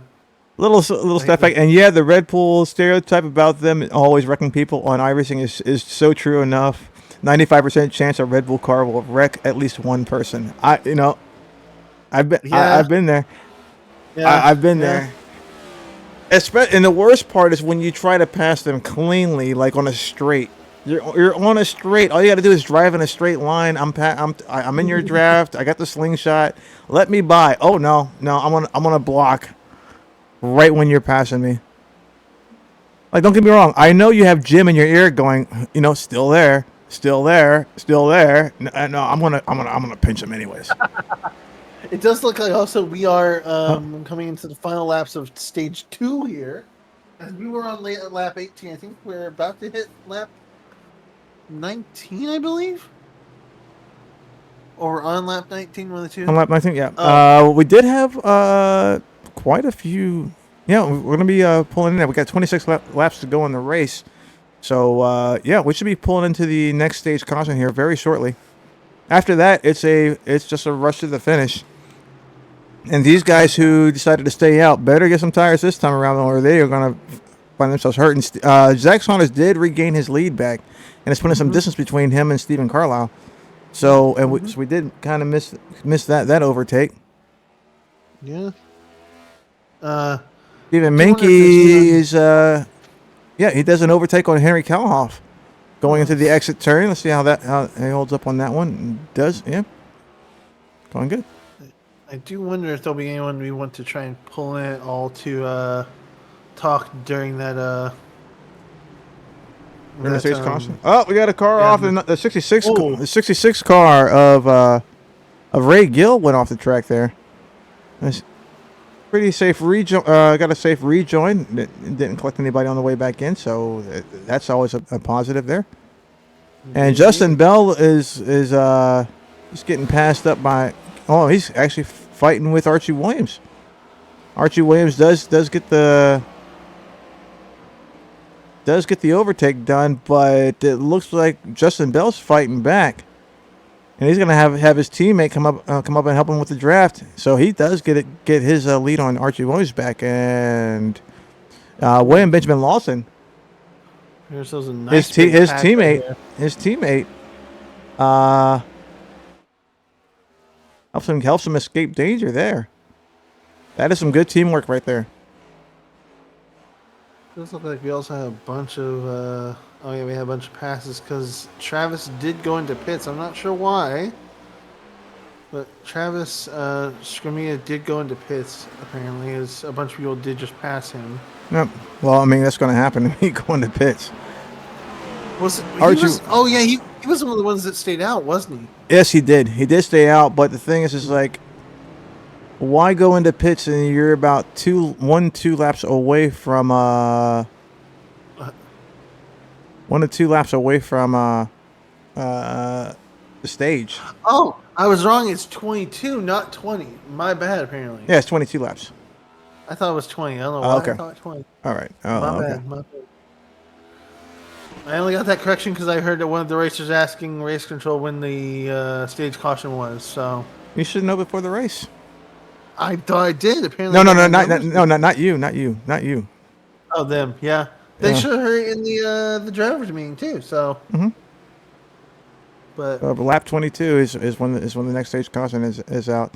This is a 44 lap race. So okay, so they got about 5 laps to go. That's probably why Skrumeda thought it'd be a good time to pit, because he's probably saying I ain't got five more laps on these tires. Which also, though, honestly, he may go some laps down, but the thing is, he could get them back maybe if like he's only like down 1 lap. He could get back while everyone's going into pits. Exactly. So I would like to know. Big shout out for Stephen Minke, by the way. Stephen Minke in the number 6 hoist car here has gone up 23 positions since the start of the race. My gosh. That he is our biggest gainer in this race. Right behind him will be Kyle Oakley, who has in the 11 car here, who has gone up 11 positions since the beginning of the race. Archie Williams is having a lot of problems. I think he still has. He's had damage from that collision with the wall earlier. He's dropped 17 places, and we got big crash by Joe Wright. The Krispy Kreme car. Krispy Kreme car. No. Oh, okay. Not really. He just. That turn. Yep. He was just not ready for it. So not necessarily a crash, but definitely not ready for a turn 1 there. It also looks like Travis Skrumeda, he has a fast pit crew, because I thought he was going to go lap down, but no, he is still on lead lap, and he is actually still 12th. So he didn't lose. I mean, he didn't lose a lot of positions there, and he still's on lead lap. So congrats to his pit crew, because my gosh, that was a quick tire change. He probably, you know what? That I don't know if that was a tire change or to be in and out that quick. That would be just fuel. He just got fuel. It had to have been. He had to just done a splash and go. He just got splash and go. Yeah. Which I guess then get some fuel now, and then just go in and get tires, and then you have that slight advantage of getting out a little bit faster, because you don't have to get fuel, whereas the others might have to on the stage caution. Well, at least enough to get you through the stage. Yeah. Because once the stage and everybody else pits, you can go in and fill up then. Caleb Tipton, nice little heated battle between trying to get past that 16 car, and struggles, wasn't able to hold it, but that was a very good attempt in that jet puff car. Yep, less puff, more jet. Come, let's go. As stated earlier.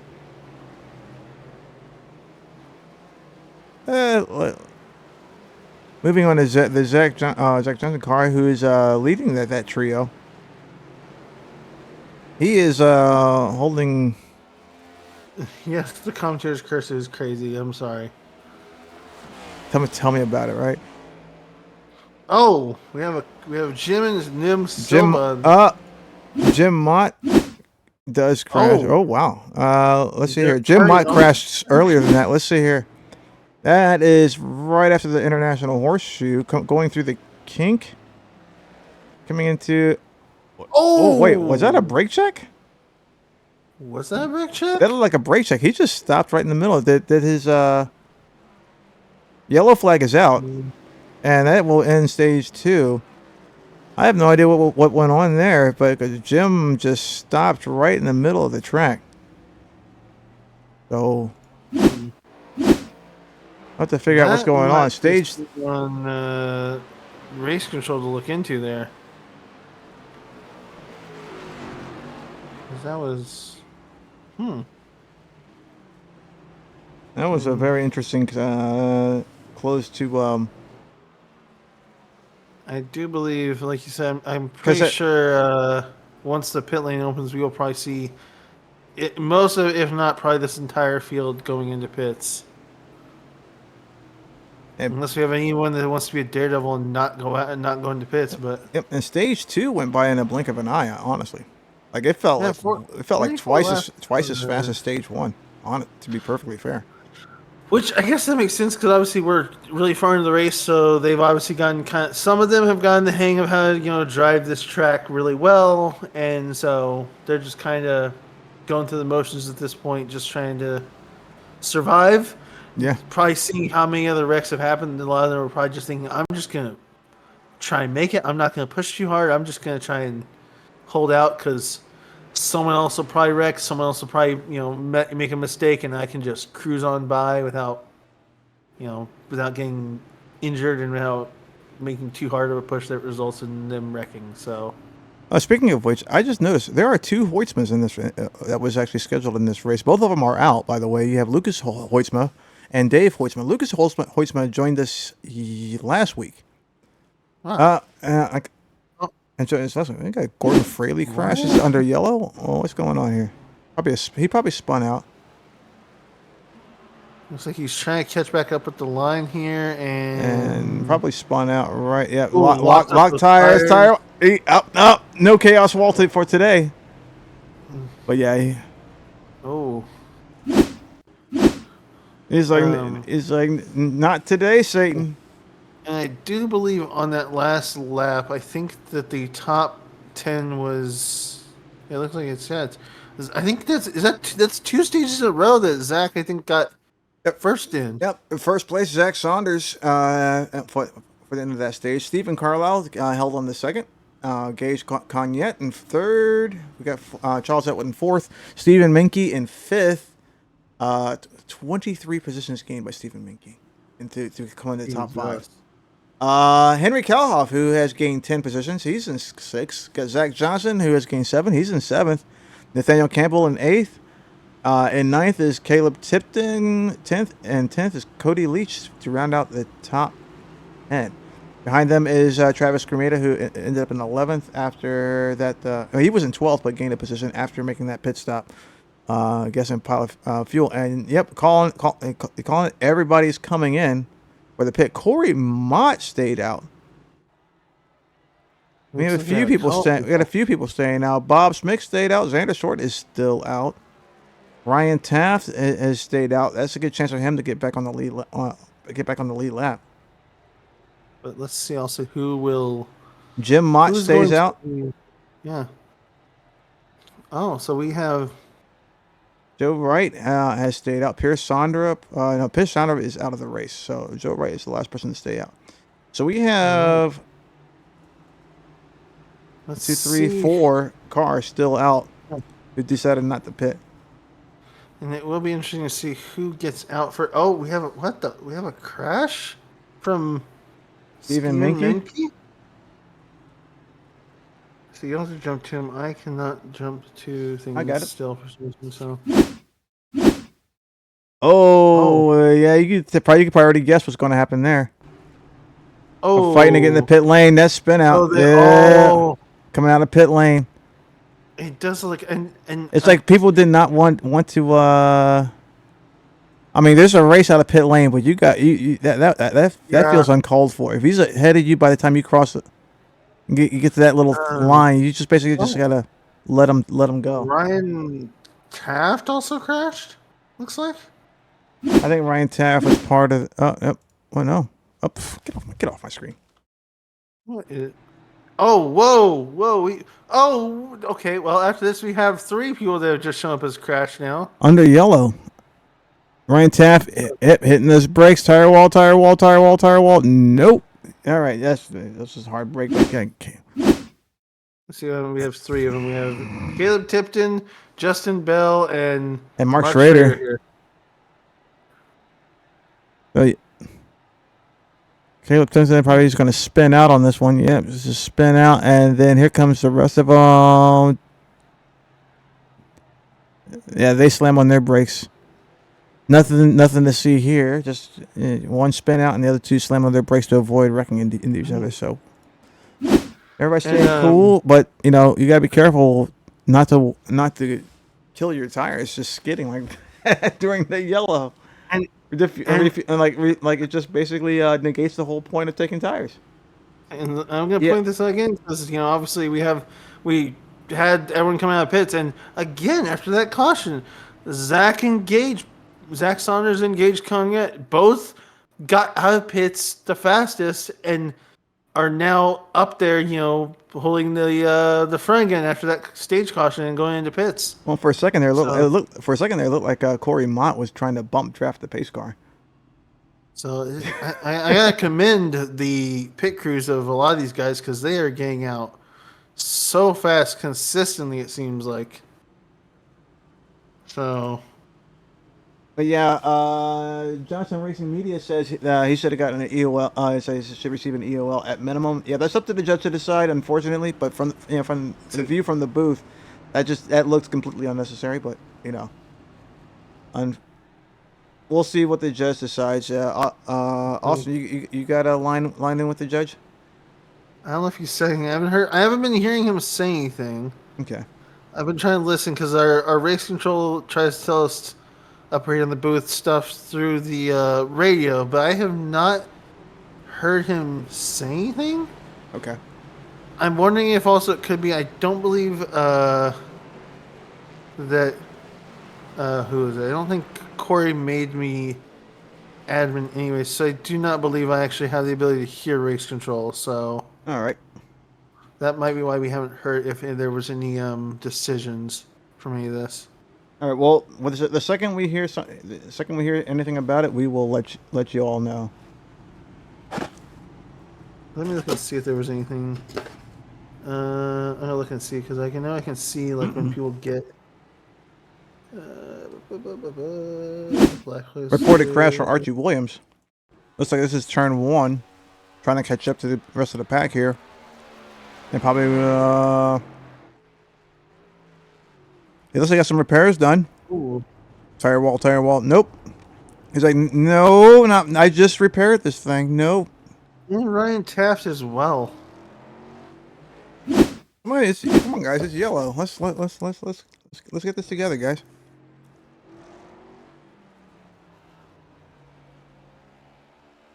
Come up hot. He's coming in hot. Tire wall. Oof. Which car was the turn? Very light tap, but yeah, he's all right. Oh, Johnson Racing Media was asking which car was it that turned him? We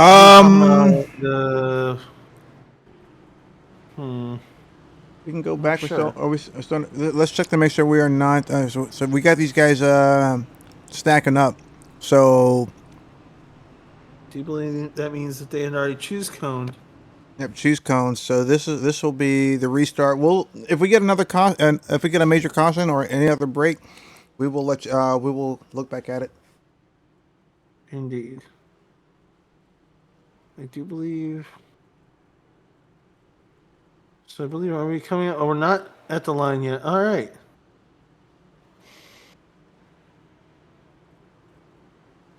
We are on one lap to green, though, as they actually are. Oh, they're on the bus stop right now, yeah. Mm-hmm. If I really need to know when to be able to put that star cam up, I should just look at my iRace control, because that shows me the whole track instead of me trying to guess when they're actually at the start. I'm letting down the quality of the stream here. Another reported crash for Ryan Taps, but we're going to wait till the green light and green goes, see how turn one and that horseshoe go before going back to check it out. Yes. But it does look like they are coming around turns 3 and 4 here. Let me go ahead and I will throw us to the star cam as they are coming out of turn 4 right now, I believe. Yeah. Here they go. And there's Barney the Flagman ready to get these racers going again for the third and final stage of this 44-lap race. As Ryan crashed again. I feel like I think he's locking up his brakes or something. Something's going on. As we go green here with everyone very much bunched up still, obviously from the good. Yeah. We had a slide, but looks like everybody's okay so far. Going to turn 1. Into my 3 or 4 wide, going into a very tight street there. Two of them get knocked off the track. That was Xander Schwartz and Ray Gill got pushed off the track. Number 6. And International Horseshoe doing its job of running people off the track as well, but relatively clean. Yeah. Relatively clean. No spin outs, no serious wrecks. Oh, Griswold. There goes Griswold. Oh, he recovered. He is going to try and safely rejoin the track here. Is he going to get a slowdown for cutting that track there? If he did, he probably already served it. And we got the chaos corner. Looks like everybody escaped that one as well. All right. It does look like since obviously Zach wasn't very far back on that restart, he's already put himself back up in first now. So let's see how. Let's go to. Oh, who was that? That would be Thomas Villano going off the track there. That is indeed Thomas Villano. Let's see. And we are. We got Caleb Tipton back there. Looks like we got a little bit of a fight battle here going on between Xander Short and Kyle Oakley. Kyle Oakley on the outside, trying to set up for that turn one, but looks like Xander Short will get some distance on him. And here comes Ray Gill trying to insert himself going into that turn one and threatening Kyle Oakley.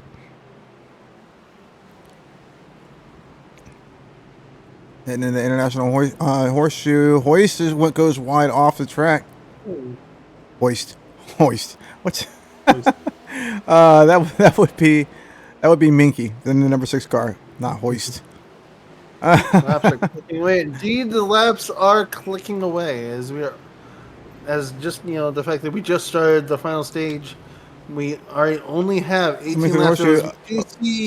Gordon Fraley was off the track, but he recovered himself back on the track there.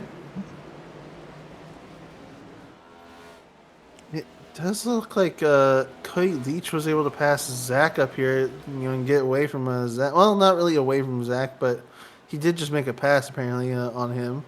Cody Leach, he did get past Zack Saunders. Is putting a little bit of distance there. Going into the bus stop. This is very, very crucial part of this race here. And he gets through with ease, putting a nice big gap between him and Zach. Zach still got the draft though, so Zach can kind of make up with it. Indeed, he can. Yes, these are. A little bit of a close race between William Benjamin Johnson and Justin Bell, the two teammates. Yep. Kind of going at it, going into turn one. Lawson lets Bell through. Here. Followed behind them is Archie Williams. Indeed. Because he's going to kind of stay close behind them there. So if Archie Williams gets between the two, can we just call it a big-ass sandwich? Fair enough. Bob Smick reported for crash for Bob Smick. Oh. Let's go check that out. Did he left the session. Yeah, he left the session. He's gone. All right. All right then. And we come back to a big ass sandwich. And nope, almost. Not even, and not anymore. But we have Caleb Tipton. We're about to have a proper sandwich here if that jet puff gets in between these two. So yeah, we're gonna have a s'more. No! That's Tipton and Bell.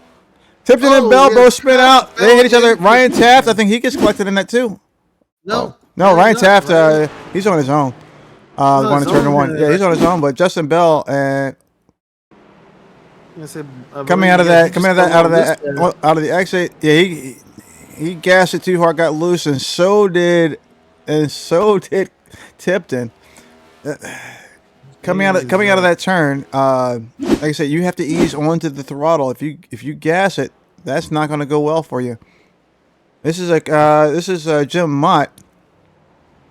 who basically he takes that wide and spins out. So that's all that was, and then he gets. And Ryan Taft just had a wreck or something. As they And there goes another spin out. That was Justin Knoll. Yes, right there. Back to the race. My gosh. Archie Williams is moving back up. He's up in 10th now after getting his all that damage repaired. Because you can see that front fender is no longer all dinged up. He's got his arrow back. You are correct on that. Oh my gosh, Saunders is just. I think Saunders is running away with the lead. I think right now. Yeah, he's running away with the lead. But Corey Mott and Gage Cognette duking it out going into International Horseshoe. Corey Mott does get a little bit of room, a little bit of reprieve there. He is followed by Charles Atwood, another strong contender, and then you have Cody Leach, who has been showing a lot of contention as well. Mm-hmm. Behind Cody Leach would be Travis Skrumeda, who has moved up to 7th after that mysterious pit that we had, and also another person I don't believe that we've talked too much about. I was going to say one person we haven't talked about really that has moved 20 positions up is Xander over here. He's actually in 12th and has moved 20 positions up apparently. So good on him. He just went to the bus stop there. And he's right behind who's that? William Benjamin Lawson, I think. Yes, with Nathaniel right behind him. So we had a little fight between Kyle Oakley and Justin Bell going through that final turn. Oh, as they are kind of passing each other and kind of going through a bit of a fight there. Justin Bell does overtake Kyle Oakley. Caleb Tipton close behind in the. Wait, what? What are you telling me, program? Oh, I'm sorry. The 37 car is a lap down. I was like, that doesn't make sense. Wait a minute. Yeah, no, Joe Wright is a lap down. That is true.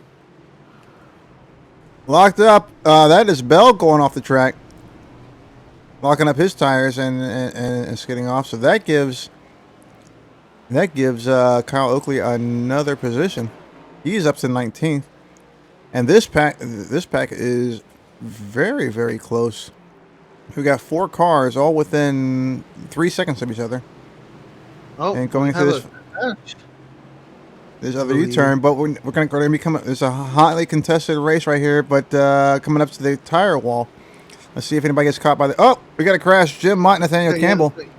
I was saying, we have a crash. Yeah. Coming through, Jim Mott. This is the chaos wall we've been talking about all night. Oh, he blows the engine. He blows the engine. I think that's it. I think that's it for him. And he tagged into the wall that hard. Yeah. And he tagged Nathaniel Campbell, who basically he just came down on top of him. I don't think he did any kind of serious damage to Nathaniel Campbell. We'll check him out when we go live. Make sure that car of his. Oh, sorry. So there we go. Okay, Nathaniel Campbell's okay. He was just reported a crash. He braked hard to avoid the wreck, but it looked like Jim Mott did come down on someone, but did not report it as a crash. Let's go back to this little bit of contention here. You got Thomas Volano along with Caleb Tipton and Oakley. Got Caleb Tipton. Looks like he went wide. Yeah, Rays, as you just said, that is the chaos corner in a big way. That was such a big way of a chaos corner that it obviously took him out by making him blow his engine. So,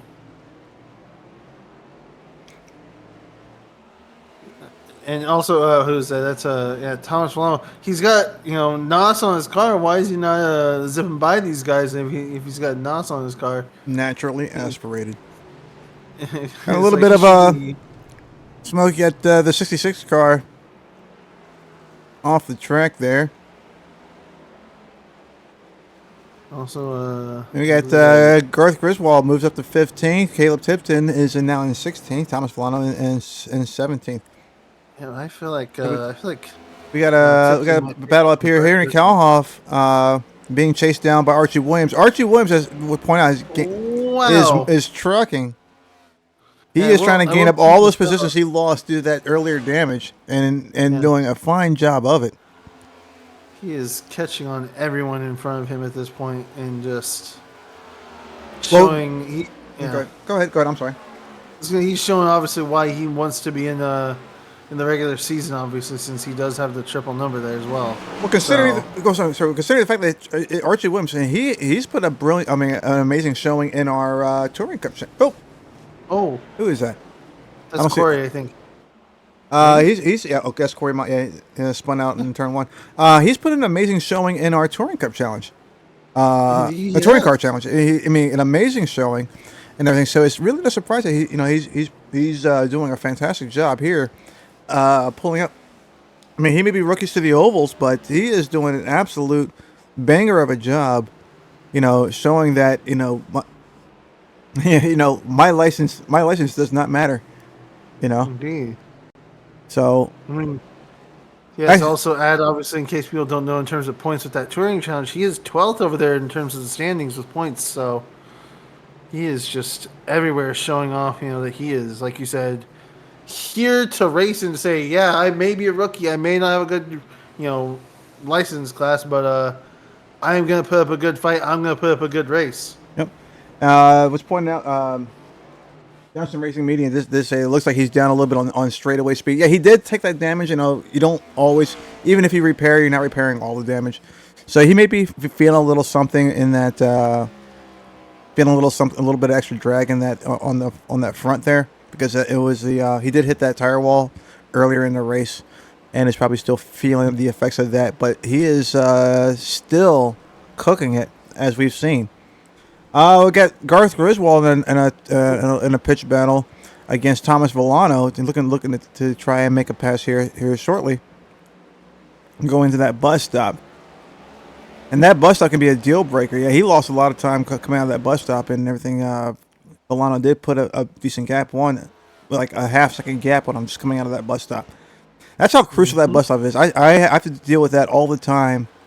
In like the GT3 series and even in my Formula 4 series, bus stops can make or break a race. Oh, I know that also in the LMPs I've done practicing for the Daytona 24 on this track. Yeah, definitely has some places like the bus stop and that chaos corners we're calling it, that just, if you take those corners wrong or take that bus stop wrong, you can kiss your traction or whatever line or speed you might have goodbye, because, oh boy. Yeah, we got a crash. Xander Schwartz reported for a crash. It says he went off track and came back in, so that's probably just a spin out. Well, we'll take a look anyways. Xander Schwartz in the number 9 car here, coming into the International Horseshoe. And yeah, that's a spin. You really got to ease on that throttle in this one. You got a lot of horsepower trying to push you around that corner. And you have Ryan Taft here. Looks like he oh no, or tire wall, off track. Yeah, he just okay. He felt the pressure there and just said nope, not worth it. Does also look like we have Justin Knoll that also apparently wrecked. Justin Knoll, What's happened to him? In that looking like probably coming up into that tire wall. He probably slammed it on his. Oh, is that him blinking? No. Yeah, no. He's blinking. Lock tires, and no tire wall. So yeah. Ooh, okay, good Chaos save. Corner does not claim another victim this time. 11 laps to go in the race, and it is 1, 2, 3 Saunders, Carlile, and Skrumeda. Archie Williams has moved up to 6th. He still has a battle to climb because the number 1 and the first place and second place car have double-digit gaps between ahead of the rest of the field. Jeez. So he's really probably gonna have to either settle for a third place finish, which I mean, still that's a podium. Yeah. So Ryan Taft is still having problems with the locked brakes. We're not gonna go and check up on him. Justin Bell is spun out on that exit. Yeah. No one's sacrificing themselves to the tire wall gods at this stage, but they are just barely avoiding it. Jesus. We got a pitch battle here with Caleb Timpton and William Benjamin. I'm sorry, and Nathaniel Campbell. We got a tenth of a second gap between the two coming up to the bus stop. And in these cars, I mean, honestly, a bus stop pass. Yeah, you saw Nathaniel just get out of the way. And say, yeah, no, we're not doing this in the bus stop. We're not with these cars. We're not doing it in the bus stop. Any other series, I say you have a lot of pitch battles in that bus stop, but I think Campbell realizes that his car is much slower, as he just stepped out of the way and let him have it. Nem Silva is reported as in a crash. We can go back and take a look at that. Oh, whoa! And see what happened to him. And the 097 car coming in hot on turn 1, locking up the brakes, tire wall. Oh. And that looks like probably some wheel damage there. Most likely, indeed. Possible that he smacked it right on that wheel.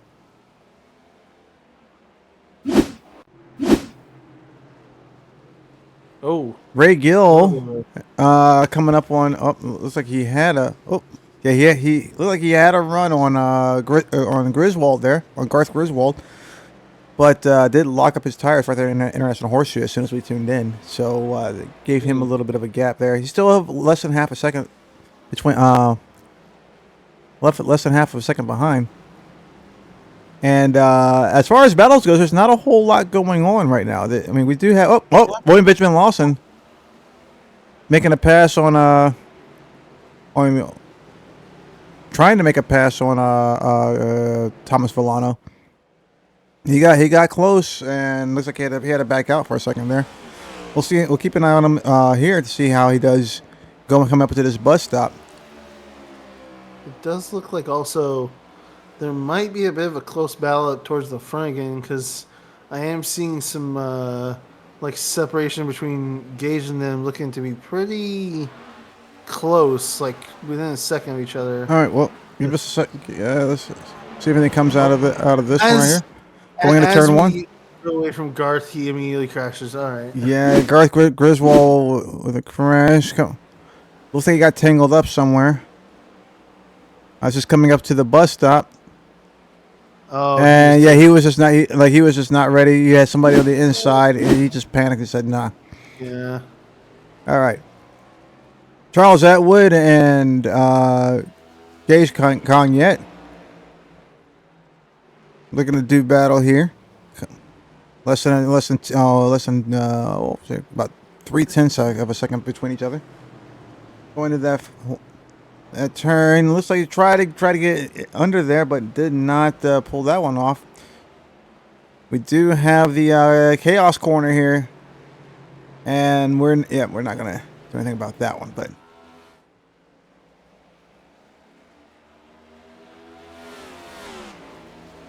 Nathaniel Campbell quickly moving up on Gordon Fraley, making that overtake. He does actually no, sorry. Oh, a bit wide there. Yeah, wide there. Yep. Gordon Fraley goes wide. Nathaniel Campbell does capitalize, and now he's going to go after Caleb Tipton in the jet puffed car, not the stay puffed. Mark, got another crash reported. Mark Schrader got a crash. Looks like going into turn 1. Probably locked up brakes a possible spin. But let's take a look. He is coming in hot, and yeah, loses that tail end. That is a tough turn for these cars. Well, I will say this: these drivers are putting our replay to the absolute test here tonight. We have had to use it so much. Well, you kind of knew that going into as soon as you said road course, it's like, oh, this is going to be crazy. I know. I just wanted to make a joke of it being like they're putting this replay software to the test here. I think we got a bit of a close battle. Yeah, Corey Mott trying to catch up with Zach Johnson. Zach Johnson does lock up the brakes in the National Horseshoe. That should give Corey Mott some time to close that gap. But he's just sitting around like half a second. Yep, he's closing in. Breathing down his neck. Got another crash report for Nim Silva. Nim Silva has jumped to the pits. We're going to take a look at that here shortly. Also want to point out Gordon Fraley closing in on Nathaniel Campbell. My. We also have a very, very, very close battle going on with the 44 car of Gage Cognet and the 35 car of Henry Kalhoff. And they will be coming up to the bus stops. The bus stop. The 32 car, Charles Atwood, ahead of them. Kalhoff does go a little bit wide in that bus stop, giving Cognet some room to breathe.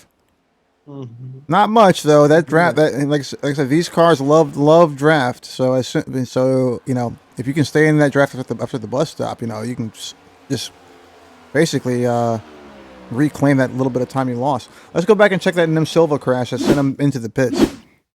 Yeah. This looks like he's going to be coming into turn 1 here. Ooh. Oh, he's coming around turn 1 and coming in hot. And what? Yeah, tire wall, boom. And that's the blown engine. That's a race ender right there. That's a shame. That is indeed a shame. It does look like. I mean, again, gonna comment on this just because I'm looking at the times here, but again, Zach is just pulled away from from Stephen Carlile and Travis Skrumeda. Yeah, Zach would be Saunders on your screen up top. Zack Saunders. He is running comfortably with an 8-second lead ahead of second place. Almost 9-second lead, honestly. Yep. We got another reported crash of Justin Knoll. We wanted to check this little battle, this battle out beforehand between Gage Cognet and Henry Kalhoff. They are still duking it out. There's less than a 3/10 of a second lead between the two.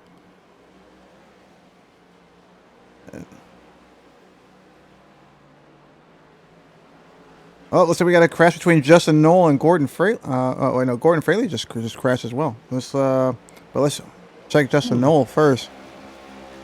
Let's see what happened with him. Yeah, turn 1. I bet you money what happens. Slides out. Out. Yeah, he. Oh. Yep. Wow. Very good save there. That was a by Justin Knoll. I have had my instances like that with some of the with certain cars. Gordon Fraley was also reported as a crash here. It looks like coming up to the Chaos corner. Chaos going wide, bump. Yep, Chaos corner claims another one. The lightest of taps there. Lightest of taps, but still, it still left his mark. Oh, it's still damage, yes. Maybe not that much damage. That was a very, very light tap. Yeah. We're keeping track of this battle for 7th here between Gage Cognet and Henry Kalhoff. Henry Kalhoff, again, I think this is his first race with us. He's put together a pretty good showing. Mm-hmm. Because I don't recognize the name from another race, so I do believe that this is his first race with us. Correct me if I'm wrong, but it is as well. But he has put in a very, very strong showing. Currently in 8th place and fighting with Gage Cognet. Cognet goes wide, and Kalhoff does close the gap a little bit. He's got that. He's in a strong position with that draft. Going to be coming up at the pit stop, the bus stop. Excuse me, the bus stop. Ray's that's. I mean, funny but mean. It's a night to forget for that guy. At least he'll probably have a concussion to make it easier to forget. Wow. Sick burn. That was just dirty, Rays. That was just dirty.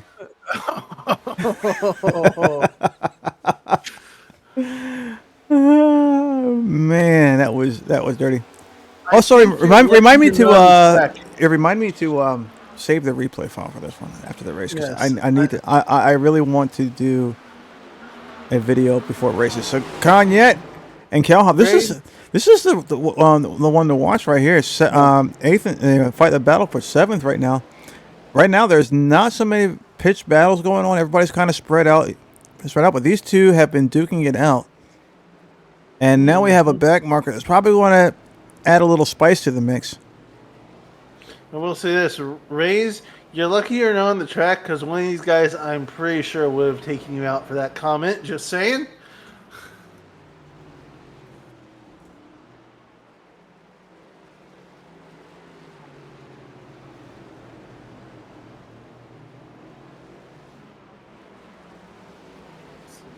I'm going to skip over to Thomas Villano. That's another close race for. This is for going to be this will be a battle for 15th between Thomas Villano and William Benjamin Lawson.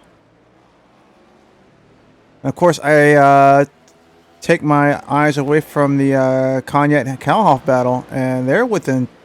Well, they were within 2/10 of a second with each other. Looks like Cognet, Kalhoff's having issues keeping up with them on the straights. As we come up to the bus stop, Kalhoff does close a little bit more distance, and I think, that's exactly that is the bus stop he needed right there. That is the bus stop performance he needed. 4 laps to go, and you know he wants this position. All he needs to do is stay in that draft and close that up. But be careful going to that turn 1, and he moves to the outside, back in the draft. He takes a peek. Comes around, and turn 1 is going to be so important here.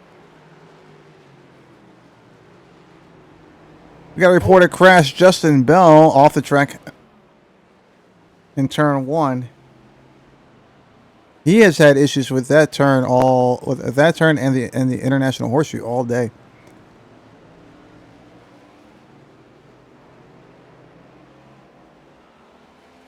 We have a Vince Mitchell. And looks a little bit off the track there, giving Kanye some time. Kalhoff some time. Excuse me. And see, usually, obviously, with races like this, they're the cup races. Usually, in these last couple laps, we would go and check in on the lead to see how the battle is. But there is no battle because Zach is just so far ahead of Steven right now. Yeah, he's almost 12 seconds ahead. Yeah, Saunders has a 12.5 second lead, and he is and it is increasing very rapidly. So I actually had to pause there because it was it was 12 seconds, and then in the time it took me to say 12, it had gone up another half a second. Yeah. Dr. Pepper car getting in between the Kalhoff Cognet battle. He gave Cognet all the time he needed to put a full second gap in there. That is heartbreaking if I'm Kalhoff. You just let a lap car pull you away from the from the guy you were trying to chase. Well, that's then is the not really let him. That was a very good play by Cognet, getting past the lap car, going into the bus stop, and letting the back marker because the back marker, he's still going to run his lines. That's a big misconception about about back markers and people on the lead lap. You are just as if you're on the lead lap, you're just as responsible for passing safely as a back marker. Yeah, back markers should give you some room and let you pass, but the biggest thing that they have to do is be predictable, stick to their line. If when you start doing all that weaving and think, I'm trying to get out of the way, you're likely to cause more damage than you would have if you had stayed on your line. So don't get me wrong. The Dr. Pepper car did what he was supposed to do. That was Noah Nicholson. And he's just got reported as a crash. Like he just went off the track there. So we're not going to stick with that. But Noah Nicholson did what he was supposed to do, and ran his line. So it was a very good move by. Excuse me. It was a very good by Cognac to get by him right before that bus stop, and then Kalhoff would have had to. Well, speaking of that, what happened? What happened, Cognac? Kalhoff's over here. He's like, yo, what happened, Cognac? You had a whole second lead. What the crap, bro? So Cody and Archie were fighting, and then now all of a sudden we have Charles potentially in contention of losing his spot if Gage and Henry can catch up to me. Got locked tires going in turn 1. Looks like Cognac and Kalhoff will capitalize. They both in the position. That's 2 places lost by Atwood. Locking up into turn 1. We just saw white smoke in the International Horseshoe. That would be excuse me. Yeah, that would be Griswold. Griswold is a lap down. He's a back marker, so he is going to take some time out. He's going to take the outside. Let's see. Over under like a attempt inside by Kalhoff, and no dice there. Coming into the now dubbed Chaos Corner. They come in clear. Kalhoff does make a move. He makes a move and bumps Cognac out of 6th place. They're going to be side by side. Looks like all the way up until the bus stop. This could be dangerous. Especially with these cars in the bus stop. Neither one of these guys are going to give up Kalhoff does give up an inch. There's the white flag. White flag is out. And Kalhoff says, I got one more lap to toy with you. I'm not wrecking my car before this. And this fight continues. Gage Cognac and Henry Kalhoff. And I think this is the battle of the race right here. These two have been duking it out. Charles Atwood. Battle for 4th, but I mean, it's that battle for 4th is kind of separated now. So this is the battle, Let's go through turn 1 here. Ooh, oh no! Yeah, he clipped it. He's fine. Maybe netcode. Yeah, no, that was definitely. I guess that was netcode. I think that's netcode. He definitely does not have bungee cord attached to that front fender. No, 100%. That did not happen. We did not see cartoon hands reach out. Cartoon hands just reach out and put that front fender back on. The only cars that maybe have any sort of we're locking up that tire going in. Sorry, go ahead. I say the only cars that maybe have any bungee cord to them is those Indy cars when it comes to the wheels, so that the wheels don't obviously go flying. But that's about it. Yeah, Kalhoff making last chance, making this attempt, cleanly passes Cognac in the exit turn. I do believe. And Cognac start finish line for this. And Cognac. Wait. Oh, sorry. I thought they were gonna be at the start finish line right now. What the fuck? Sorry. I thought they were at the start finish line, so I went to try and. There we go. Now they're coming up to it. Okay, sorry. Are they coming to it? What the? Okay, I'm sorry. I keep thinking they're gonna pull that I keep thinking they're gonna be at the start finish line. That's my bad. So yeah, Cognac and Kalhoff side by side. Kalhoff on the outside. Cognac has the inside. And he's going to get a little bit of a bump draft from the 32 car.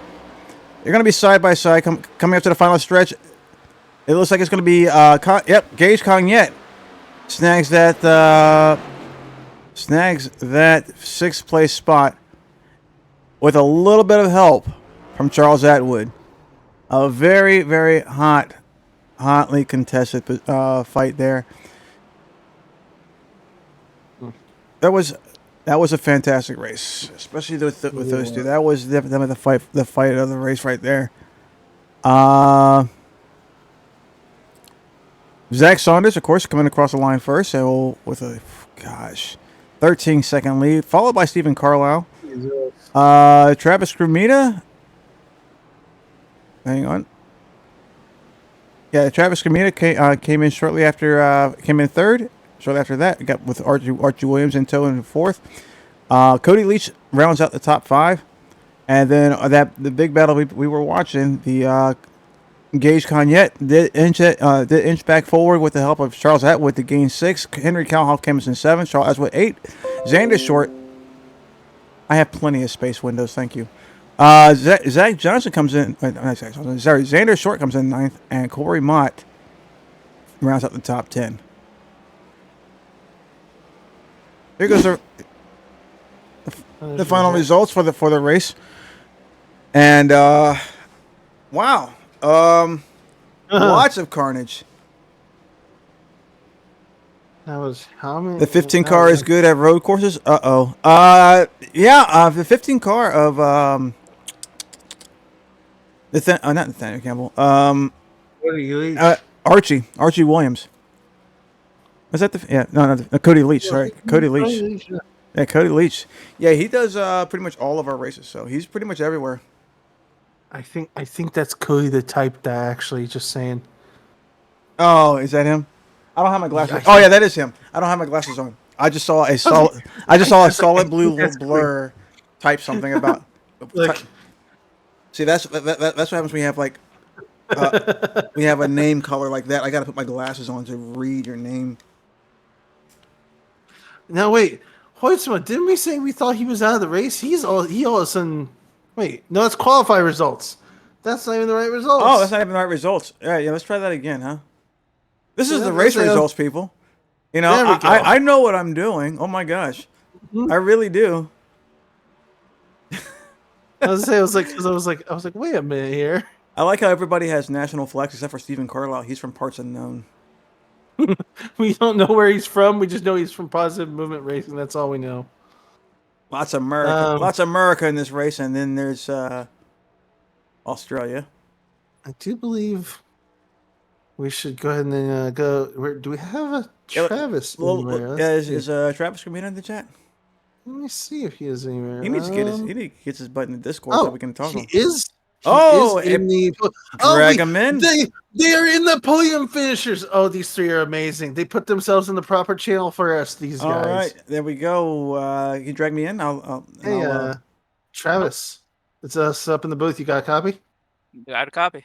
All right, awesome. Congrats on that 3rd place there, my man. How you feel about that race, like the battle and all that stuff? It was fun actually. I had honestly pretty low expectations on the cleanness of turn 1. So like honestly that was way better than I thought it was gonna be. And honestly I was practicing earlier on today, just like before the race and stuff, and wasn't confident, and then it just kinda clicked as the race went on.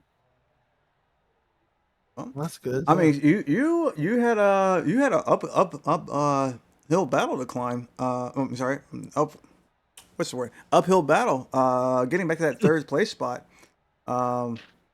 After that pit, we were sitting there kind of questioning that whole when you came into the pits after the between stage 1 and 2, and we're trying to guess, is like it tires because he stayed out the first stage, or is it like was that a gas stop, like a splash? That was supposed to be a gas stop, but I wasn't super confident that it could make it to the end, so I just came in for a splash during the pit stops, and I didn't lose anything after that, so it was just I had to go through the field after the restart anyway. Because that did put you back to 12th, and you just climbed right back after that. So that was a very, very impressive job. Good job. Now this is your 2nd race with us, so this is your 2nd race with us, and so yes. First of all, welcome. Thank you. Everything. No, I was not trying to get you in trouble earlier. No, that's all right. I was honestly going to ask like after the race anyway if we needed to do that. So that confirmed what I thought anyway. Yeah. So I mean, but yeah, I just happened to notice that, and I was like, ooh, I don't know. But but I'm glad you're here, and glad you're here and joining us on this and putting a fantastic race and giving some of these guys some extra challenge here. But yeah, congratulations on your 3rd place finish. Yeah, thank you. I'm not sure if you caught it in the first run, but I think it was like lap 5 or 6 or something. I was just going into turn 1, and I was just talking to buddies in Discord and wasn't paying attention, and I thought I was in second gear still, like third to second into turn 1. But I was already in second, and I downshifted the first too early and almost money shifted, so I almost ended my race early. Oh yeah. Wow. Well, that first turn and that exit, that exit out off the road course section ended a lot of races today. Yeah. So so congratulations for surviving for one. Yeah, for sure. But Like I said, I wasn't too confident going into the race today, but I figured we'll see what happens. Yeah. And obviously that finish will be good for you because you were tied for 10th in points, so I think that'll be a nice bump in points there for you. Yeah, I'm just trying to get the points. I realize that the points count for preseason, and I'm the worst super speedway racer you will ever meet. So if I don't have to do extra laps at Daytona, I'm happy with that. I say right now the points in preseason, as far as I know right now, seem to count towards who will actually get a bid spot, if you will, in the that first race at the Daytona 500. So, like I said, the least amount of laps I have to do there, the better for everybody, honestly.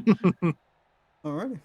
Well, thank you, Travis Skrumeda, for talking with us and everything. Congratulations once again on a fantastic race and a fantastic climb from 12th all the way back up to 3rd, and everything. And we look forward to having you up here in the future.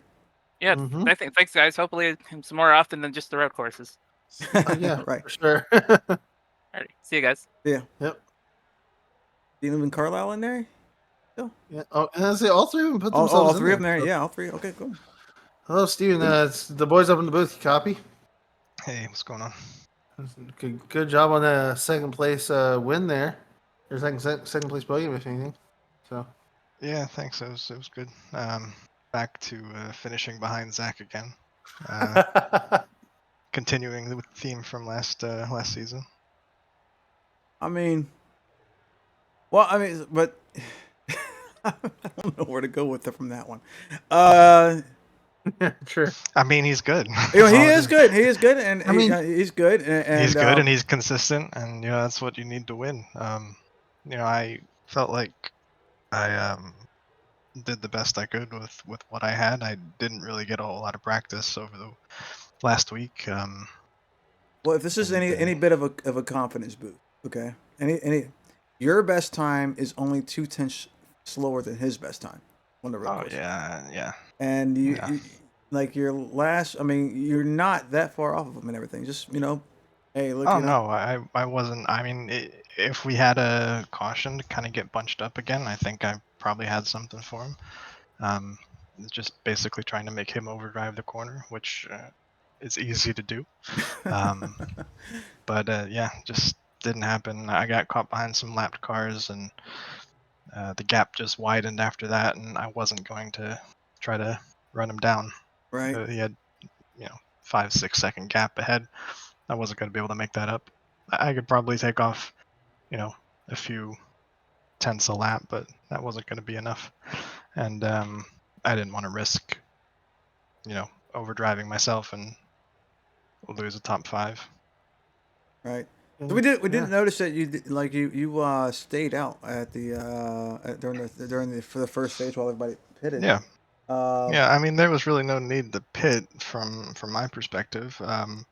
We were going to have another stage break, and it was easy to make it on fuel. Tires, on a road course like this, we're not wearing them that much. Oh, you're not? Okay. No. The biggest thing is heating them tires up. The wear themselves isn't bad at all. It's just trying to manage the heat, not overdrive it, not get too hard on the brakes. The more the heat builds up in the tires, the slicker they get. That's when you kind of got to worry. And you're already on a 122-degree track. Yeah, it was pretty warm. We saw a lot of brake locking and a lot of skidding today. But it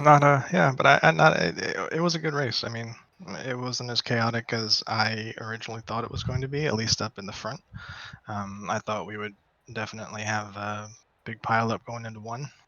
especially on one of the restarts. But everyone seemed to make it through all right, and I didn't get run into from behind, so that's a plus. Hey, yeah, and you walked away with second place and second place and points.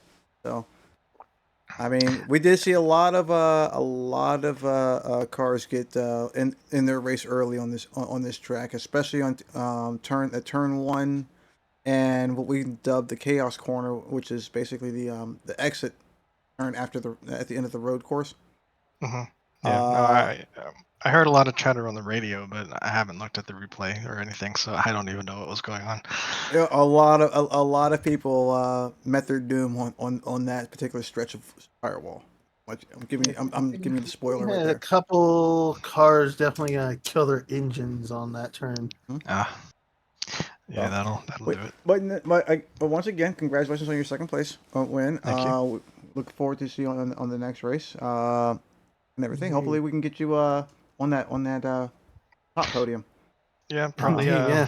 Probably will be taking a break here for a little while. I'm gonna do the Bristol Dirt Race a few weeks from now. But yeah, I'm gonna probably take a break for the rest of the preseason. Okay. Got a wrist injury I need to take care of. Oh well, I mean, a speedy recovery to you, man. That's indeed. Yeah, I appreciate it. Sorry to hear that, but yeah, definitely a speedy recovery. Yeah, that made this race a bit interesting too. I wasn't gonna race tonight.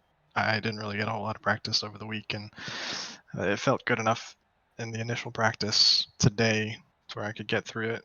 But with about 10 laps to go, I wasn't feeling very comfortable. So. All right. Well, now you can brag to the rest of the guys that you got second place with one hand. Yeah, I should have been driving with one hand, honestly, if I was smart. But then again, good job. Look forward to seeing you next week, Atlanta. Yeah, I gotta skip that one. Yeah, you're gonna skip that one. And then, skip that one. Yeah, you said the rest of the preseason, so. Yeah, I'll be Bristol Dirt Race. I'm gonna try. Oh yeah, the one that's after the 2 off weeks for the holidays. Yeah. All right. Food City Dirt Race. Yeah. Well, we do have to get to the winner here, so. Indeed. All right, have a good one. Thanks for have the a broadcast. Nice one. Take care. Yeah. I'll do that now. Thanks. All right. And there's the man of the hour, the winner, Zach. Hi. Zack Saunders. Isn't that 2 back-to-back wins now? No. Is it? No, he did not. No? He did not win. No, it was Steven last year. This is the first race I've finished. So. That's right. That's right. Yeah. Congratulations. Win. Yeah. Yes. Congratulations. First place victory. Huge gap. My God. It was like a 12.5 second gap the last time I checked. But no, actually, it says it was a 12.8 second gap at the end of the race. 12.8 second gap at the end of the race. Hell of a race for you. How confident were you going into the race? Because we saw a lot of death and carnage throughout the race. Yeah, luckily, Archie was kind enough to give me his set, and oh man, that thing was just on rails. You gain a lot of confidence when the car can brake into the turn on, because some of those other sets weren't you had to brake for so long and so very little pressure. If you went over like 50%, he was locking up. But Archie made a great set for some people, and yeah, it was luckily he had good brakes on that one. Well, yeah, unfortunately, Archie, ate a tire wall early on in the race, and that cost him some time. Yeah, but I've seen that. Yeah, it cost him some time. I mean, he did recover. He came in 4th. So that setup probably really helped him too on that one. But yeah, he came back in 4th. I think he was down to 16th. I think he got back down to, and then came back. Yeah. But yeah. So next race, Atlanta Motor Speedway. How you feeling about that one? Probably not gonna run, to be honest. I mean, I don't blame you. I'm looking at it. It's gonna be 325 laps in the 2008 oval of that. So that's gonna be interesting. 500 miles don't sound fun. I was was kind of the right leg was kind of cramping up today, so I could only imagine. I don't know. We'll do some testing and see how I feel for it. But Wait, how many laps did you say? It's 325. It says it's the Folds of Honor Quick Trip 500, so it's going to be 500 miles, obviously. yeah, it's So- I'm the looking at the full schedule. race. Okay, we're doing the full race. Okay. The full Yeah, race, it's the full race. on the Okay. 2008 oval. I must be looking at an So- old schedule. All right, that's fine. Yeah, So that's why he- I just look at Sim Racer Hub because I'm sure that's always correct. So. Okay. Yeah, he updated that like beginning of the week or last week or something like All that. right. Well, I'm looking at an old schedule. No big deal. No one fills me in on anything. I just wing it. It's no big Oh, deal. I see where you make that mistake because the thing that he has on the Discord does say the Folds of Honor 200. So Yeah. I see what you mean. Yeah. No one tells me nothing. I just, I'm I kidding. see. That's why I just. Anyways. look at the Sim Racer Hub. Anyways, my That's woes brilliant. aside, no, it was a fantastic race. Unfortunately, we were looking at a very close battle for 6th and 7th, and we didn't catch a kid crossing the finish line. But Yeah, I seen that as I crossed. I was sitting there watching it after I crossed. I was like, "Ooh, that's quite a battle." yeah, it was a very close battle. So unfortunately, we didn't catch you crossing that line. But Oh, good. I am still working on my camera work. And It's all good. I'm, so. But no, we Well- we did. Nice to see you coming out on top and finishing a race. Yes. And everything, and putting yourself into contention and everything. Guys, have a nice chunk of points there. So, Yeah, it was a good one to finish the race on. I'm pretty strong on these road courses for some reason, and these land yachts. So alrighty. Well, thank you for talking with us. And unless you have anything else, Archie, I think we can. Archie. Go ahead. Archie. Wow. Archie, where did he Austin, get in here? Austin. My brain is fried. I'm sorry. It's been a long day. All right. I'm just giving you a joke. I'm just joking. With you. I know, but Archie. I stayed up to like 3 a.m. and then had to go to work at like 7. Ooh. So my brain is kind of fried. Yikes. Wow. All right, but no. Congratulations, Zach. And Austin, unless you have anything else, ask him. I'm good to go. I don't have anything else right now. Alrighty. Well, that we just heard from our winner, and thank you those who tuned in for the broadcast. My name is Wes Thurman here with Austin. Austin Runkle. Yeah. Austin Runkle. Thank you. Oh gosh, Archie. Why did I say Archie? But and I don't have to sing tonight. Haha. So, anyways, you guys have a wonderful night, and we'll catch you on Sunday. Sunday. Sonoma. That's Sonoma. Just Sonoma. Sonoma. For Sonoma For the touring challenge. for the touring challenge on Sunday. And then Wednesday for Atlanta for that gold 500-mile 325 lap race. Oh my gosh. That is going to be. I'm gonna drink at least 4 Red Bulls for that one. That is going to be, that's going to be something. It's gonna be crazy. It's gonna be wild. Mhm. But Mhm. anyways, y'all have a wonderful rest of the week, and we will see you Sunday. Indeed. All right. Signing Yes. off.